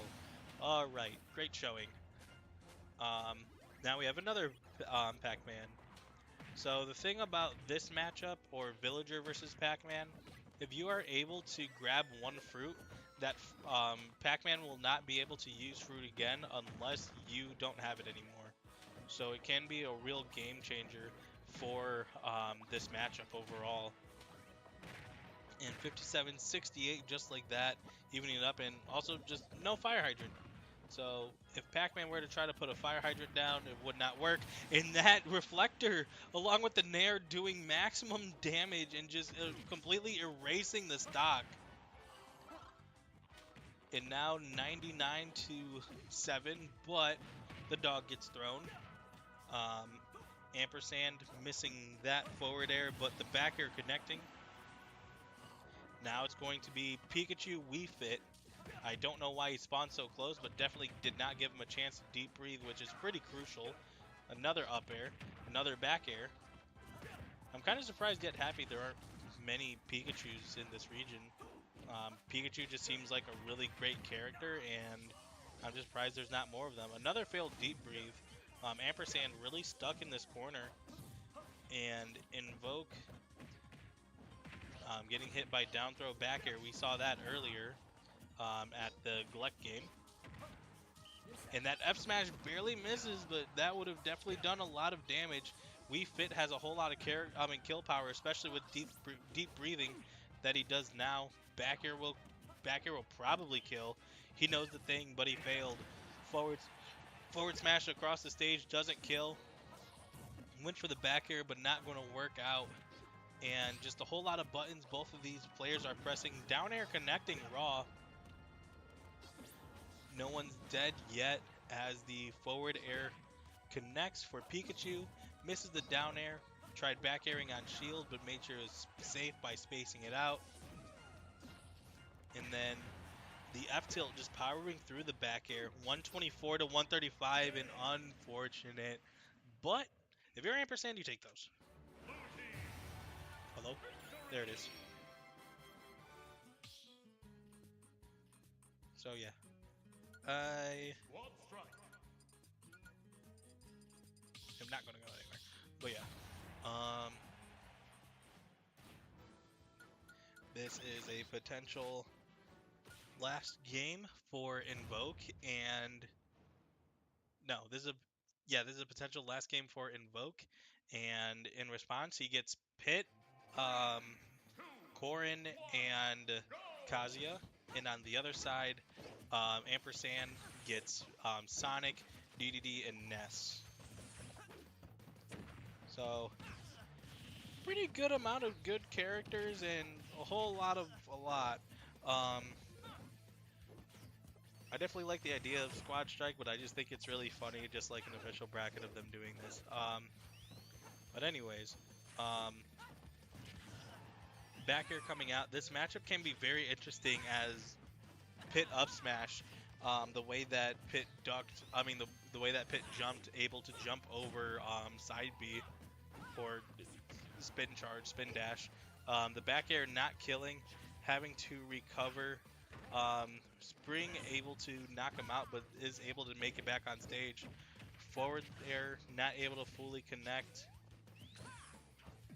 And down smash missing. Forward air hits there. And down tilt up air misses. But the up smash just enough to take it. So now this matchup, I feel like can be pretty rough for Ness. A lot of edge guarding. Your PK fire can be reflected. It is a commitment to reflect, but still. And Pit can kind of win the air-to-air battles. Misses those ones though, or the yo-yo though. And that is not able to take this stock though, but that one is. 69% got the boost. But now he went a bit further on the tier list. If you ask certain people, I don't think Korin's better than Pit, but anyways, Nair misses the back air, gets another Nair, misses the forward air, but that forward smash, able to take it, and now King DDD coming out. I think it's really funny. One Ampersand went lower on the tier list as the characters went on. Meanwhile, it looked like Invoke is going higher. And now the Nair, missing these up airs, but down tilt gets hit by Nair back air, the vibes by DDD, and then gets hit by down air, Nair forward air, not able to land, getting his Nair parried, and the side B coming out, getting hit by both the hammer and the Gordo of side B. The counter comes out and he's getting out of there. And that is going to be one on the board for Invoke. As they are not even letting it finish the animation, running it right back. Squad strike. I thought Invoke was going to lock in Terry for a second, then go random. Yes, we have Ike. Unfortunately, Ike is going to be anchoring. Let's go. I really hope that it goes down to Ike versus Crom and Invoke wins because, yeah, it would be funny. As they're going to Arms Grand Prix for it, and just a whole lot of arrows in the beginning. And up air, another up air, forward air, 86%. None on, or probably none on Luma. And right when I say that, I just ran straight to Luma. Oh, well, Luma died. Now down throw, up tilt by Rosalina. I don't really think anyone would have just a random pocket Rosalina unless you're Goomba. So that is going to kill. Up B misses the forward air. The Nair does not hit. And that down throw, forward air for 40 now on the Greninja. Forward air able to hit, and that move definitely hurts. That's one of Greninja's killing aerials, and not able to hydro pump him away. And down tilt, up smash, misses the F smash, and able to make it back on stage with the high up B. So I just realized, so for Greninja's up B, it's called Hydro Pump. Hydro Pump's usually a strong move in Pokemon, yeah, whatever. But like, It also works the same way as like other flood moves, like um, specifically kind of like Squirtle's water gun. So, I mean, but the thing is, Squirtle's water gun doesn't do damage, but Hydro Pump does. Like just barely, but still damage is damage. Um, did Nintendo do that on purpose because Hydro Pump is a stronger move? Because I feel like that'd be a pretty cool detail if they did. Like just Hydro Pump's the stronger move, might as well give that some damage compared to Water Gun being a weaker move, so that one not doing damage, but both of them doing the same thing of the water push effect. Anyways, no more ramblings of someone that's insane. The up smash misses, and the Nair, yeah, Nair being spaced is very safe for Greninja. Hard read did not connect, but that up air is going to, and that is going to be last stock for Ampersand. Invoke looking to make the reverse 3-0. I think he's just going to keep popping up B if you let him. Able to recover just barely, and then just runs to the other side just to get put back on the same side. And now Chrom is able to do some work. It's just that his recovery is not the best in the world, and getting the Jair just like that. And now finally we have my boy, and he's getting washed. As the up B comes out, great DI to not get hit by it fully. Messing up the Nair, but getting the back air. So this matchup is kind of the same for me as Lucina, but better. Like I usually I really like playing against Lucina, and I've just had to practice the Roy matchup so much of just knowing it. This is like reaping my rewards of in between.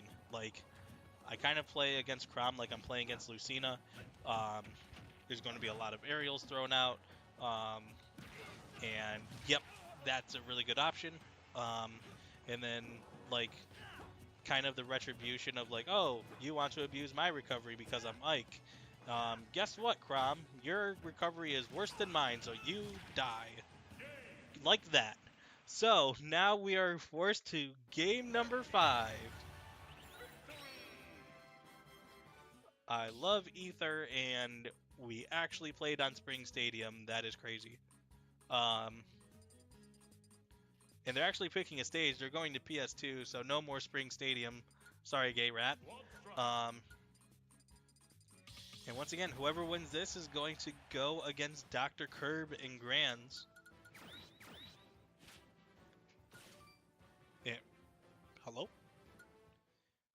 Yep, as the controllers are connected, we're going in, and it looks like Invoke probably kind of lost the character battle, in my opinion.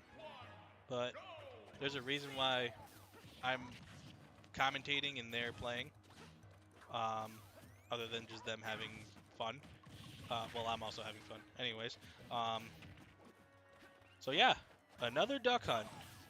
I didn't think I'd see this many duck hunts today. Yeah, and then I also didn't think I'd see Shulk this high either. So forward air missing, the grab afterwards, but just with Shulk's Monados, he kind of can just change his playstyle just in general. But the thing is, at least from when I play against Shulk, which is not often, but when I do, great fear tactic. But yeah, which is not often, but when I do, like, Shulk feels like an insane character, and then he runs out of speed and Buster. And it's like, while I'm waiting, would you interest me in, you dying, please? As, once again, Buster comes out and just a whole lot of damage. Pichu is at death percent, switching to Smash for a reason. But you switch to Smash, and Pichu hits you with an aerial, you explode. Now to what was probably an even worse matchup for Pichu. Because, like, just Palutena's just good. Tried going for the hard read, not able to get it. And just Pichu racking up a lot of percent. Forward air connecting, not able to, well, that wasn't going to take the stock anyways. Good up air to just deter Ampersand from continuing what he's doing. Um, but yeah, up smash not able to do it either. Um, up smash almost killing. I mean, almost just raw. Back air, another one is going to take it. And now it is going to be Kirby versus Pichu. So went from two pretty bad matchups to a good one. And now you're getting comboed if you're Kirby. So for Ampersand, how do you bring this back? You were just up 2-0, and then you got a couple of pretty bad characters, and now it's down to last stock.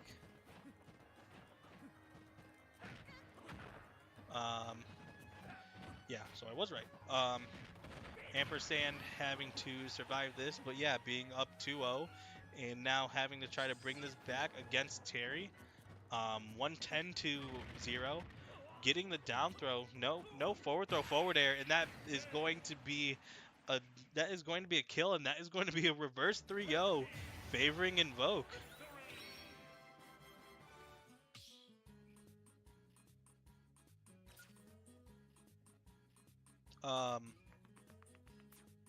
Yeah, I was going to say like that was 3 games. I mean, that was 5 games. I know how to count. That has been called into question lately a lot, but I do know how to count. So now this is going to be grand finals. All of this bracket has led up to this.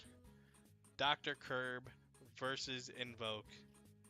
The last time these two have played against each other, or the last time these two played against each other, it was pretty close, but Dr. Curb was able to 3-0 it, but that included a reverse 3-0, that included a 2-1 lead for Invoke, but still both of them just turned around to Dr. Curb's favor. And yeah, we have the number 1 seed versus the number 3 seed, which is definitely going to be a good one. We've already seen bits and pieces of it before, but now we are going to see the climax and conclusion of this tournament. This has been a very fun tournament with, once again, an amazing turnout. I was not expecting this turnout once I woke up this morning, but yeah, here we are. And yeah, also just for the people that aren't here, if you would like to be here, um, or just for another reason to be here, we also have Redemption Bracket. That's also going on. And yeah, just a lot of great stuff for you to be here. Vending machines for food. Um, I'm literally drinking water right now. Yeah, just a lot of great things, great environment, couches to sit on, and yeah, just a whole lot of fun being had here. So yeah, as we wait, we are going to take a short break, and when we come back, we are going to have grand finals, or we're going to jump into it.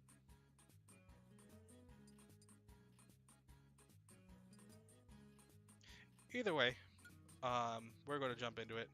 Um, this is for first place. This is the game that you want to win. Um, Start battle. Team battle. and yeah, it looks like they are waiting. It looks like just a whole bunch of controllers are connecting right now, so I don't think they're super ready yet. So yeah, we're going to take a short break. I'm going to figure out what's happening, and yeah, we will be right back with grand finals of Stinger Smackdown number 3. Yeah, so don't go anywhere.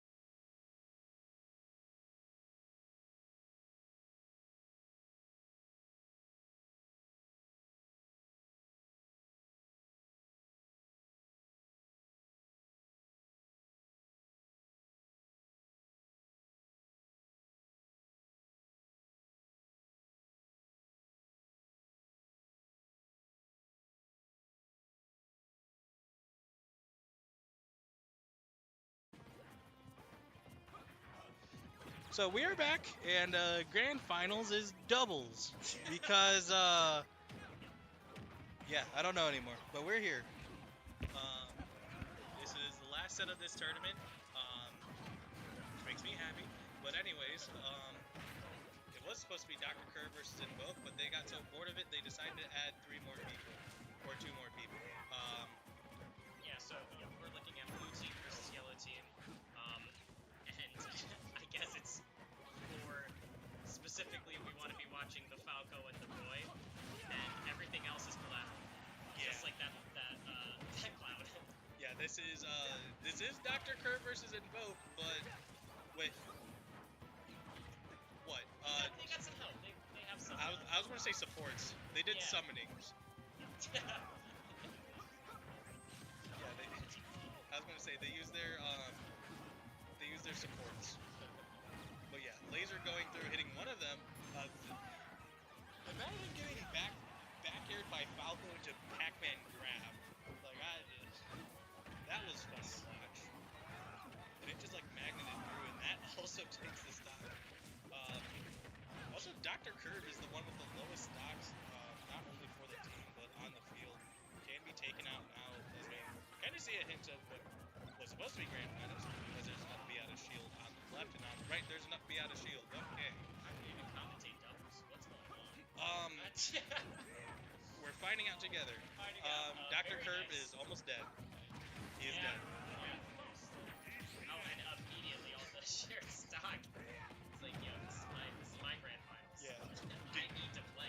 Are you winning money? This is my grands. Yeah. What happens if it's just a Spike's carry? Spike's cries. I don't know. No, I mean like if Spikes is carries Curve. No, that's what I'm saying. Spike's cries because even if he carries, we give the money to her. Oh, I love 2 stories and doubles. I love 2 stories and doubles. Wow, Kurt is dead again. Wow, he's losing 4 stocks and a 3 stock. Impressive. Impressive. High back at home. Okay, Wow. he exploded. That was Wait, what the heck happened? Okay, that's supposed to say grand finals, not whatever that said. Everything's okay. The 1-0 Dr. Curb. The 1-0 Invoke. My worry is that because they are most likely going to keep playing like this, this might be a game 10 grand final. oh no. Wait, yeah, because who's coming from winners? Dr. Curb is coming from winners. Oh yeah, this is Yeah, let me actually.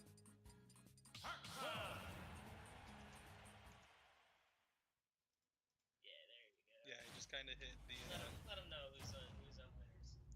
with the sacred treasure I summoned my teammate. Yeah, where he came to Dr. Curve switching to the dark. Mysterious as he's I'm taking scared. 34. Getting combos by Roy. Yeah, getting back, or Dr. Curb with the back throw just to get hit by his own teammate. Yeah, I don't think Spikes must be really tough in doubles. Yeah. Because Dr. Curve is not only playing around this cloud and Roy, but also His the teammates projectiles and the hydrant of Mr. Spikes.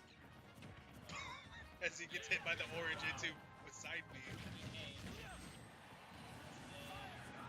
No, it's not. That is a dead Spikes, and now it's a dead bird. Cooking him up like KFC. And now just. Yeah, just Just. hit the cloud. Just hit the cloud. And he's still alive, but Yeah, 107, waiting for the hydrant actually to push him off. Yep. back air, not quite taking it. The cloud's recovering. Wow, Good. nice air dodge. Yep, in the back. Wow, what a end line cancel. And it just looked like Invoke ran up just to hit Ampersand, but missed. Ampersand on the right side, Invoke on the left, along with Dr. Curve now killing Invoke and Mr. Spikes. Clapping right back Yeah. immediately. He was not for keeping the stocks. Yeah. That's why I love stories and doubles, especially Ike, because Ike in doubles to me is a hard support character. He's like I will set up my teammate, I will stay alive, but then like something snaps.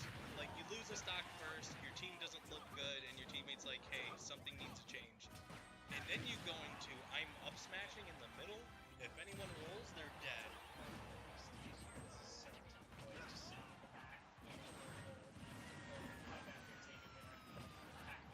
Well, Backer also taking his teammate still alive though, and what a combo into up air. Dr. Curb, what happened? We love to see. Still alive though. They know they're on stream. They're gonna kill each other. Yeah. Just. I was gonna say searching for food till his death. Yeah. Till death do I So this is such a Got a bad cloud with position. limit, avoid charging neutral B. Just a little guy off sleep. Oh! It's Grand 2-0. final, Stinger Smackdown 3. Let's go, baby. when we do a doubles bracket, Wing and I, if you know, you know. We're running for it all. Yeah, honestly, a lot of people in the room were talking about how this tournament is running. Roy It would of not be beyond conversation to have a doubles bracket. And from the way that this grand finals is looking, we may need to actually Consider consider that. such a thing. 3, 2, 1. Yeah. Either way, it does look like they're having fun, which is the main point of this bracket. Winning is great and money is great, but like also just having fun with your friends, which is the best thing. There's even times of like, okay, Dr. Curb might be dead. He is alive. I'm always so afraid when I see Falcons not with the ledge. He's afraid if he doesn't have a jump, he's gonna die. Dr. Kirk's got a good understanding. He's alive. Yeah, and that just really playing a crucial part. Still living in. I can't imagine. Ah, yes, time to. I'm Falco doing up B. Time to avoid Cloud and Roy down air. Yeah. And also like, Invoke has been trying to. It has like been failing every 2 frame. Shaq to Kobe. What was it? Wow.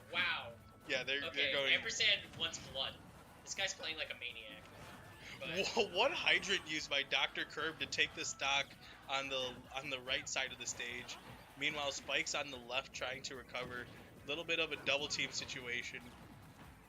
yeah, Invoke is actually doing a really good job of canceling. Oh, what happened? Oh, nobody's even over there, Spikes. Who are you fighting? Casper's looking I was real gonna say dangerous. he's fighting the ghost. He's fighting Blippi. Getting the back air, but not the second one to take the stock. Down air missing that one. Just a whole lot of swinging from both sides, and Invoke not missing what he's doing. And that up smash, yeah. Yep, that's going to connect. Now back over to an F smash that hit, and everyone we're Okay. going in the trenches. Dr. Kirk can't edge guard. Invoke can't 2 frame.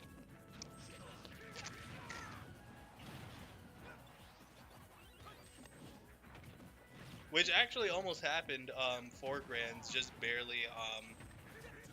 Well, Ampersand able to having a 2-0 lead, but not able to capitalize. Oh, just barely. And then that is going to take it.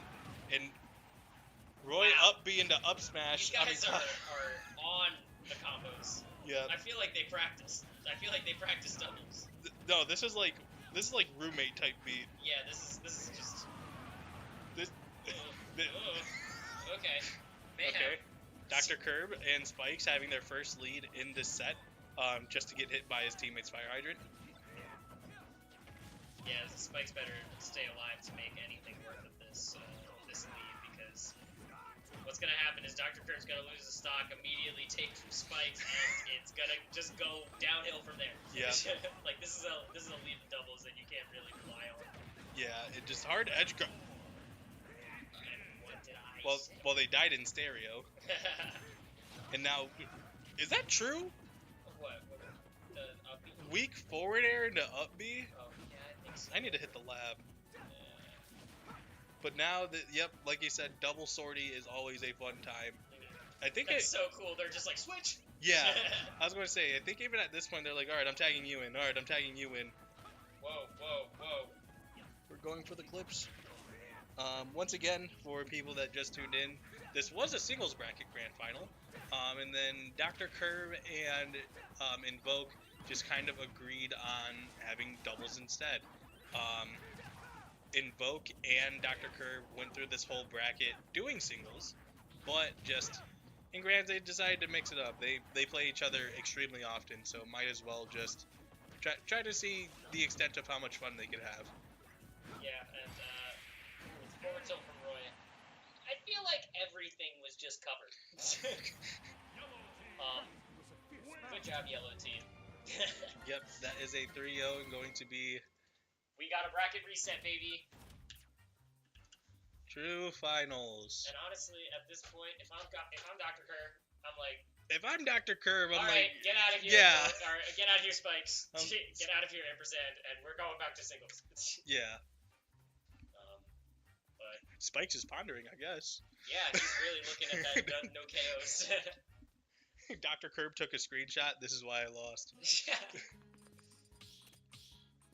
But going to PS2, might this be singles? How do you Oh? even- One person disconnected? We're having singles. That's so funny.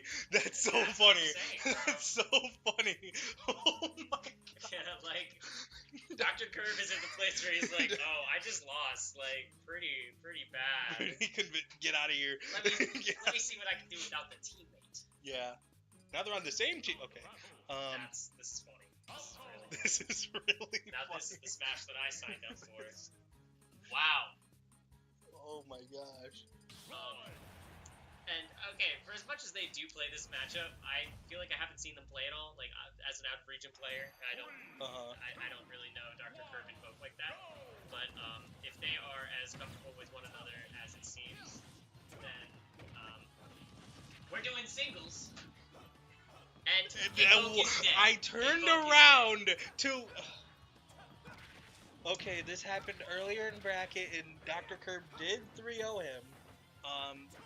But a lot of the games were close, and a lot of the games could have favored Invoke, but just what Dr. Curve did was just able to clutch up when the time called for. Very nice air dodge back to ledge. Yep. Like, Dr. Curve is such a way with combo recovery, which is normally so linear and so difficult to really work with. But good for him for having such a good understanding of that. Yep, and there's going to be another up B. Yeah, swing up B. Yeah, really, like, Invoke has been using these up that. Invoke's been using these up Bs as like an Ike or a Cloud.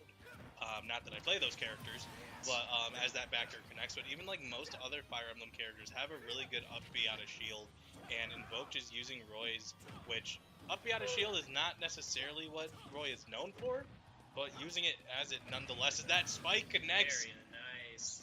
Oh, I love to see it. Yeah, normally I'm not used to seeing crazy combos from Dr. Curve, but that string is very nice. Yeah, I feel like Dr. Curve goes for less combos and more like read-based strings. Yeah, but I feel like this is like definitely a combo matchup. Where if you get a hit on Roy, you need to make it as you need to squeeze as much out of it as possible. But right now he's squeezing this edge guard as much as possible. Yeah, getting up to 70% on Roy. It's not looking too good for Invoke right now. Up till drag down? No, not quite. Still alive? Invoke loves going for that down air on ledge, and I think it's worked once. Yeah, it's worked. That has worked 3 times. What? That's worked it more than once? That has worked. Spot dodge on a down tilt? I imagine Roy would just keep pressing there. No, not that part. The F smash. Oh. Yeah, Dr. Curve at on game 3 charged a F smash. Invoke Invoke first waited and then went for get up attack. Missed the get up attack, then died to Falco F smash. Right. So Yikes. yeah. Now One, go! game number 2 of true finals. Dash, back, side B, he is in his bag. Yep. 1 round start, that's crazy. You don't understand. There's a reason why he's in grands. I mean, obviously, but like, jokes aside. Well, Yep, 69%. I'm surprised that that's the tree that he explores there. Not going for the instant double jump up air to drag down there. A lot of combos like that. Drag down combo if you get 1% out. Yeah, converting into an offstage situation. That is a very meaty neutral B from Invoke. Yeah, still alive. Still alive though by Invoke, and like I said, like Invoke has been doing well in this bracket. It's just, like it feels like Invoke is playing hot, is playing well, but just Dr. Curb is not on a whole other level because these games have been close, but is on a level enough of just it not mattering at times. Yeah, I mean, hey, don't blaze him too hard because he is currently down a stock, and he's gonna have to take this one if he's gonna make anything. Ooh, I really like that going off stage, going for the side B on the recovery or on the neutral get up. Tech roll in, getting caught. The down smash was in there somewhere. Yeah. Up air is going to Concept of connect. down smash. Yeah.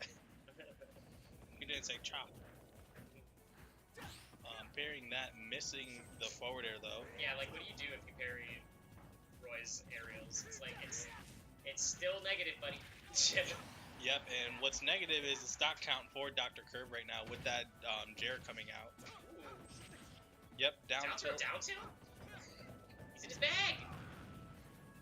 And then now down air, up tilt, up air, missing the back air. Yeah, that's always a tough conversion to get.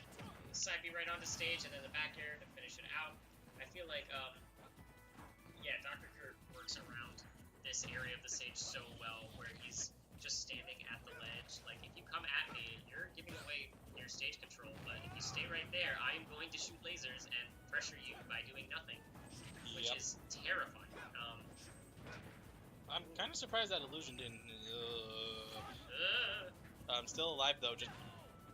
I think just stared deeply into his eyes just to send a message, messing up the Jair, or trying to read an air dodge. But now, Dr. Curb has an opportunity for this advantage state, and that is going to connect and going to take it. Ew. And that is going to be 2-0 favoring Curb. Wow. And that's what I've been saying. Like, Invoke has, like, these games have been close, and then just Dr. Curb just kind of decides, I feel like winning. Yeah, yeah. Like, I need something to explode, and I don't want to, so I choose you. Yeah, just trying to get back into the last game. Where did they go? The PS2? No, they went back to Hollow. Oh. Is that their PS2 for this matchup? They went PS2, Hollow. Oh, yeah. Interesting. Ooh, I really like that on the neutral tech. A lot of people neutral tech on that platform and going for the down air there could potentially convert into a lot of damage. And the air dodge just to get out of the low recovery situation. Invoke is making some really good decisions, but Dr. Curb's just really stuffing him out with a lot of just fabulous impressive options. This is tough. Yeah, like I said it earlier, like, I said I like the idea of the down airs, but just Invoke has not connected on them. Like, I think I've only seen him hit it once against Curb, and it wasn't even the right hitbox. Yeah. That being the right hitbox, going to take the stock, though. Yeah, I feel like there are a lot more consistent moves in Roy's toolkit other than back air. All of which being used in that string, like 52%, pretty much uncontested at this point. Invoke should feel really good about this, but hey, this is the exact same thing that happened last game. Dr. Curb down a stock, but still playing very cool, very collected, like just walking around. Yeah, going on a stroll. You want to press on me so bad, and then I'm gonna side beat up there. And now the stocks are even, and guess what? The percents no are jump almost on even. Invoke. Okay, good. No, not good. No stock on Invoke, actually. So, yeah, Dr. Curb this is Invoke's tournament stock, potentially. Yep. Nice little laser to kind kind of mess with his timings as he's trying to edge guard or ledge trap Falco. If you were in Vogue, do you, like, at the end of game 2, do you look at Dr. Curb and say, hey, can we go back to doubles? Can we go back to doubles? That's crazy. Yeah, counterpicking to doubles. Yeah. Ooh, I really like that. Holding down on the neutral. Yep, and that is going to be how this tournament ends. Going to be 3-0 favoring Dr. Curb after all that. And yeah, bumps just spawned. Yeah, it's like it's a Thursday all over again. But yeah, like, once again, everybody played great today. This bracket has just been a phenomenal bracket overall. Really glad that we ran it because we weren't even thinking about running it because of weather issues. Luckily, everyone was able to get here safe and have a good time. Once again, 24 people for a bracket on a Saturday. Feels good. Yeah, feels pretty really good. feels really good. Yeah, just once again, Stinger Smackdown going to continue to go on strong, and yeah. So for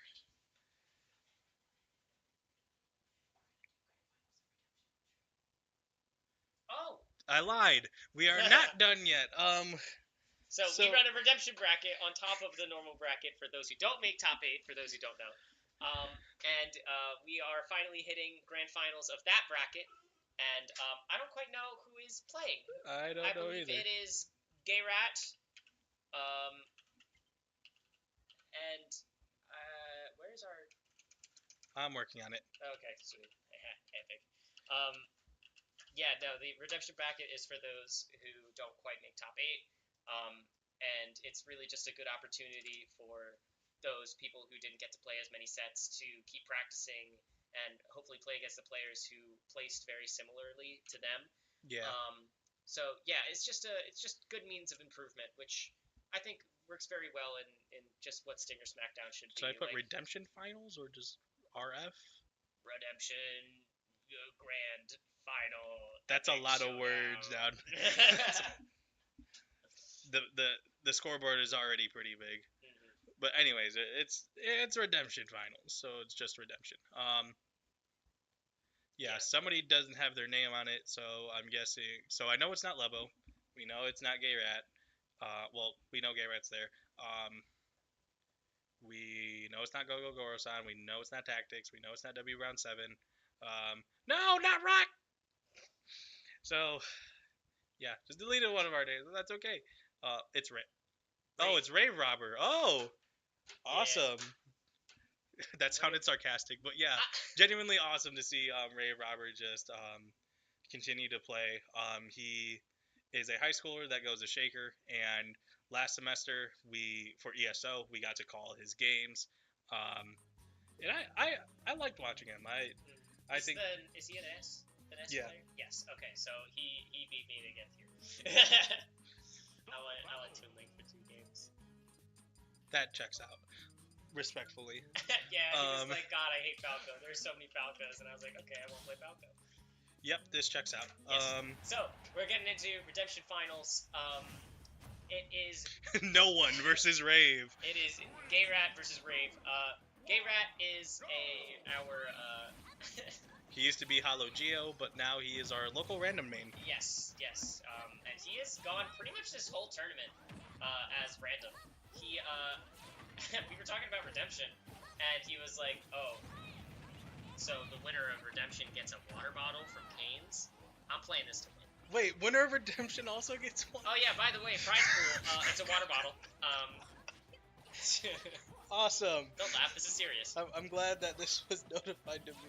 Lord. Anyways, He really wants this water bottle. Yeah. Though. Like, he's gonna make this Luigi, like, he's gonna make it fly. He's gonna make this Luigi sick. yeah, and that's going to be another... Woo! Please kill. I don't like Luigi for some of the things he could do. But yeah. Very nice up air. Yeah, we saw Ness early.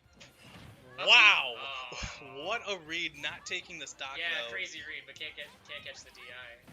Yeah, but we've seen Ness earlier. We've seen the potency that Ness can have.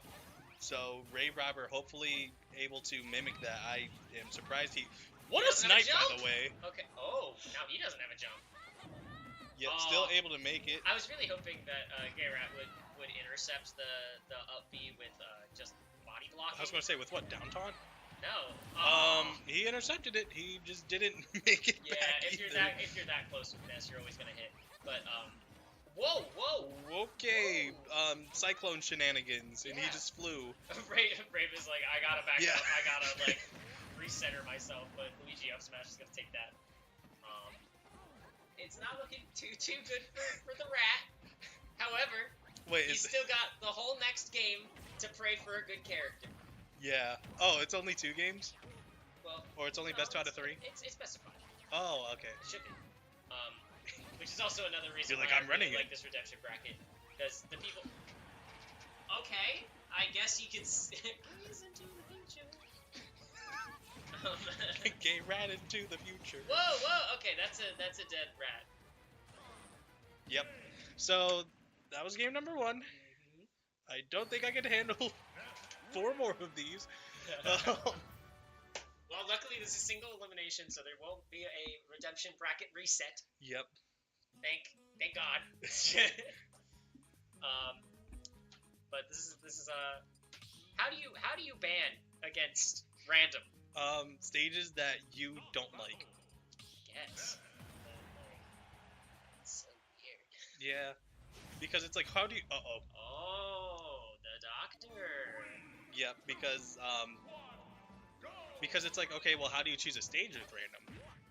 Yeah, true. That's 43. 8. But yeah, just Gay Rat, not only the local, residential, random main, but he's just good at the game. Yeah. I mean, and to play random, that's kind of what you have to do. You have to have super solid, like, technical prowess. You need to be able to, like, F-smash twice at an S, and he's up a stock. This Super Mario, well, no, Super Mario doesn't do it twice. I'll give him more than that. But yeah, just... No, that was the rat special. Do the Gay This Rat. guy, the closest thing to a main that he has is a Little Mac, so yeah. That's Yeah. 2 F smashes. That's safe to say it's the rat special. Yeah. But really, like, once again, he is able to use just most, if not all, K. And having to recover is not going to happen, so that is going to be 2 stocks to 2. Once again, for this redemption bracket, for the Kane's water bottle. Oh, what a combo, but broken out by down B. Yeah, Rave is so cool. Rave is so dead. No, Rave is so close to like breaking through that ceiling of like being a crazy mess. Because there are some moments where he uses magnet, and when I was playing with him, I was like, what is happening? Like, but he doesn't use it as much as I think he should. I think if he feels comfortable in his magnet movement, then he just gotta use that a little bit more. But that up smash, not quite. What happened? Okay. We are back. Sorry for the quality drop. A little bit of a lag spike on our end. Back throw gonna take, and 40% on Ness. This certainly isn't kill percent, but Raven's got to be a little scared. Yeah, like not kill percent yet. It's very close to it though. Yeah, even it up. Ness loves these 2 platforms, just being able to land.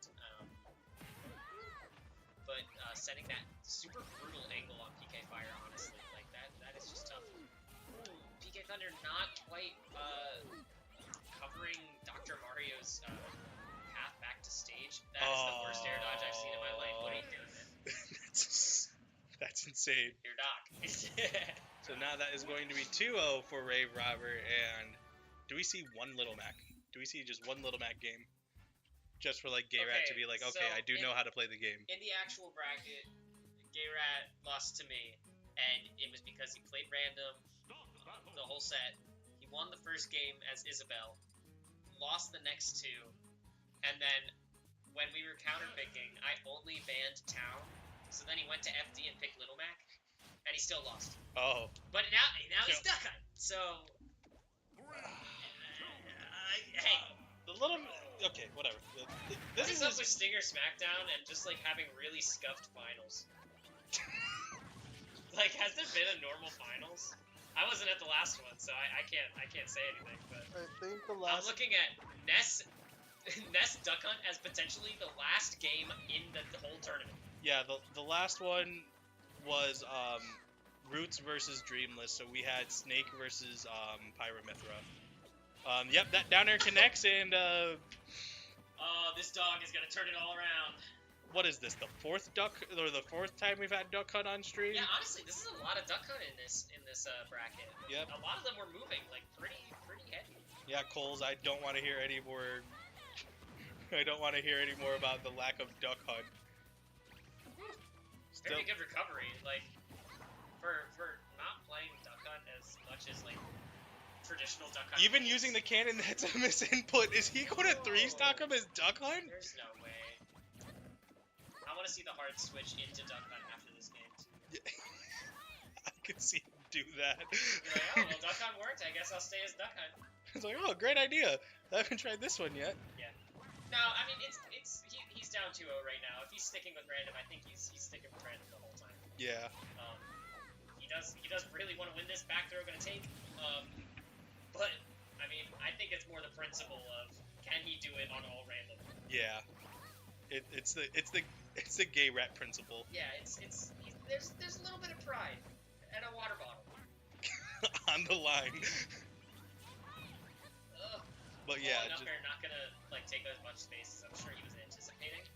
that was pretty smart, and like gay rat couldn't even really punish it of holding down the side magnet. He was just far away enough of, I'm pretty sure all projectiles except for side B. Okay. I was really hoping he would follow up with like a or something. F smash not quite taking it, but Gunner can. So Still many alive. projectiles. Somehow still made it back to stage though. Like, Yeah. Raid is living on a prayer. I think Rave used the can. There's no way. I think Rave used the can to extend. I mean, so he could live, which is actually extremely smart, even in a scuffed matchup like this, to be honest. But 144 up air will kill, back air will not. Can will do shenanigans. Down Oh tilt, my that gosh, can what take an angle! I agree. it. Yeah, I respect it. Just gotta get one more good Yeah. lick on this dog. Stupid dog, you make me look bad. Yeah. All right. Well, gay rat on the board. Yep, Yeah, that's my rat. that's my rat, and we're going right. No, wrong. We're going to PS2. We're going to PS2. That's funny. That's really funny. I just watched Chick-fil-A, And man. he's sticking with And he's random. sticking with random. Hey, get chicken off the brain. We're in. Speaking of chicken, Oh my! I'm so sick of this bird, dude. you're sick of this. I play this bird. I see. Brave is this far in this bracket because because we're all sick of this bird. He was like, oh man, I hate Falco. Like, I really don't like. There's so many Falcos here. I was like, yeah, I totally get it. I played game 1 as Falco, and I was like, okay, I'll switch to Toon Link since like we both don't really want to deal with Falco on the screen right now. Yeah, Wins the set. I was like, oh man, I should have stick with the bird. yeah, that freaking bird I hate. Yeah, he did tell me that he normally sucks at this matchup, but also that might just be because he's played Dr. Kermit bracket, which That- will, Which everybody sucks in that. yeah, that will make you feel bad against Falco. Yeah. Um, Yes, I feel bad against Roy. My only experience with Roy is Cola. yeah, it's like, of course you're gonna feel bad in this matchup. But if you're playing against a Falco like Gay Rats, I feel like you've got significantly better chances. And Wow. body blocking the PK Thunder 1 so he can't recover. That's crazy. That's only Gay Rat. And Rave Robber doing another back air to take the stock back to back. And wow, Ness's so short. The second part of up tilt didn't connect until he had to do another one. Yeah, no, like as Falco, you normally need to like cut your losses and recognize like, hey, up tilt's not gonna work in this matchup. Like I need to only use it as an anti-air. I can't use it when you're on the ground. But if you are a random main and aren't as well versed in the small situations, like who is tall enough to get hit by both hits of Falco up tilt, you'll have situations like that where they just fall out Oh yeah, you played this matchup earlier. What are your thoughts on this? on Nest Falco. Yeah. Honestly, like, it's just weird. I definitely think Falco wins it just because how floaty Ness is. Like, I it's not like a Sora floaty where it's like, oh, disjoint galore, and like, how do you get in? It's like he's gonna jump at you, use an unsafe aerial, and it's like Falco 100% of the time can punish you with shield. So like, yeah, just like this. Like Ness does kind of struggle in this matchup. I think lasers are so sporadic that you can't really reliably use Magnet to play around it. Hard read going for the roll get up, but Brave has enough time to react to that. Yeah. Just neutral get up, like no fear.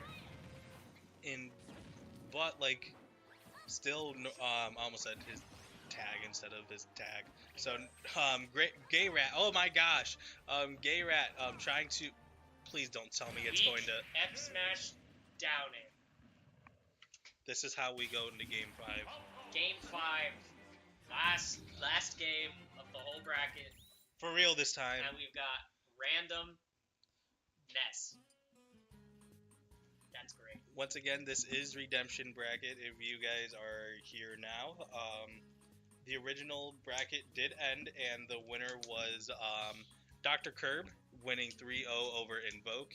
And the people that didn't make top Wait. 8. Hard call on random. Who is it? Hard call on random. It is going to be Incineroar. You're wrong. It's going to be Rosa. No, I'm not confident in that. I don't know what I'm even saying. Yes, my favorite Incineroar. My favorite. He actually had already played Crom in this tournament, and Roy. He was getting a lot of the same characters today. I mean, hey, double the chances. Yeah, not yeah, that is true. And also, like, I don't know, I feel like Roy and Crom are pretty, like, fundamental characters. Like, I feel like most people who have a good fundies can play these characters pretty well. That explains my fundies. Woof, man. Yeah. This Ness is running him over. Good counter, going the wrong way though, being able to power it through like he's Ike or something. That's so scary. I'd hold back and go to ledge on that ether. That's terrifying. Yeah, and that is Rave Robber is just like, no matter what, kudos to him for just sticking with his game plan and dying. See, but now the tipper. yeah, but The just young Crom tipper. young boy Crom Tipper. Back But air's speaking gonna, of, back throw's gonna take it. Yeah. but yeah, just no matter what, like Rave has seen so much just in this redemption bracket. Oh, my K. Oh, Only this 60. is what I'm saying. He's so close to greatness. That was sick. Only 80. I mean, only 61 from it, but still, like. The down air, he's doing what Invoke couldn't. Sorry. Okay, it hits. There's no jump. Having No to jump. recover in this. What is happening? Gay Rat locked in for. Gay needs that Rat water beats bottle. child for water bottle. Yeah, he's Is he so going to go close. for the up B? Okay, I thought he was boy, going I to go hope so. for He's it. a stock up. And Crom's up B is actually easier to scoop people in than Ike's. But does it kill? Yes. Oh my gosh. No, it doesn't kill here. Oh. Before Crom dies. If he's a man, he'll try it. He's not a man. He's a gay rat. He's a rat. But yeah, missing Whoa. that one and just falling through. And Rave Robber, you need to make something now. If you want not only just the water bottle, like jokes aside, if you want pride, if you want to just like continue on showing like not only to yourself but like to VW, like this is a college, like make a name for yourself, kid. You got it. Yeah, I mean, already getting this far and playing against one of our premier varsity players from last season, like he is already making himself well known. I think. Very safe on the neutral get up. Ooh. Oh, this is the momentum he needs. Get down from that platform. Yep, both of them in. Ooh, just PK barely. fire. I was missing expecting the grab, but he's off stage. Still alive. How is he going to recover? He does do that same recovery pattern pretty often, but not punishing him. And then there it is. Back throw. What? No way. Wait, that was sick. No, that was sick. Like, I don't care. I don't Not care. going to take it and then breaks the kneecaps for it. He's crazy. Rave Robber preventing the reverse 3-0. This mess is bonkers. Home run for the win. Well, you'll get him next time, Rat. Yeah, you'll get the bottle next You'll time. get the bottle next time. I guess you just have to show up then. But yeah,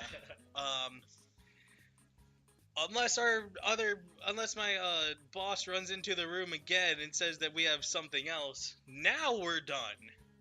Yes. No, yeah, we got it. Okay, now we're done. Yeah, great tournament all around. Like I said earlier, I mentioned redemption bracket, but if you want another reason to come and it's like, oh, I don't think I'm going to win, I'm going to waste money, we're going to make sure you're going to get games in. Yeah, and if you're not, you're going to have food, sit on a couch, and have a good time anyways. But yeah, Stinger Smackdown still going strong. Yeah, that is going to wrap up our coverage for esports this week. We're going to start back up again on Monday with COD, back to our regularly scheduled program. And yeah, I believe NACE is starting playoffs as well. So we're going to have COD playoffs, we're going to have Valorant playoffs after their unfortunate loss to end their undefeated season. They are 6-1, but hey, 6-1 is still impressive, and the team that they lost to, it's doable.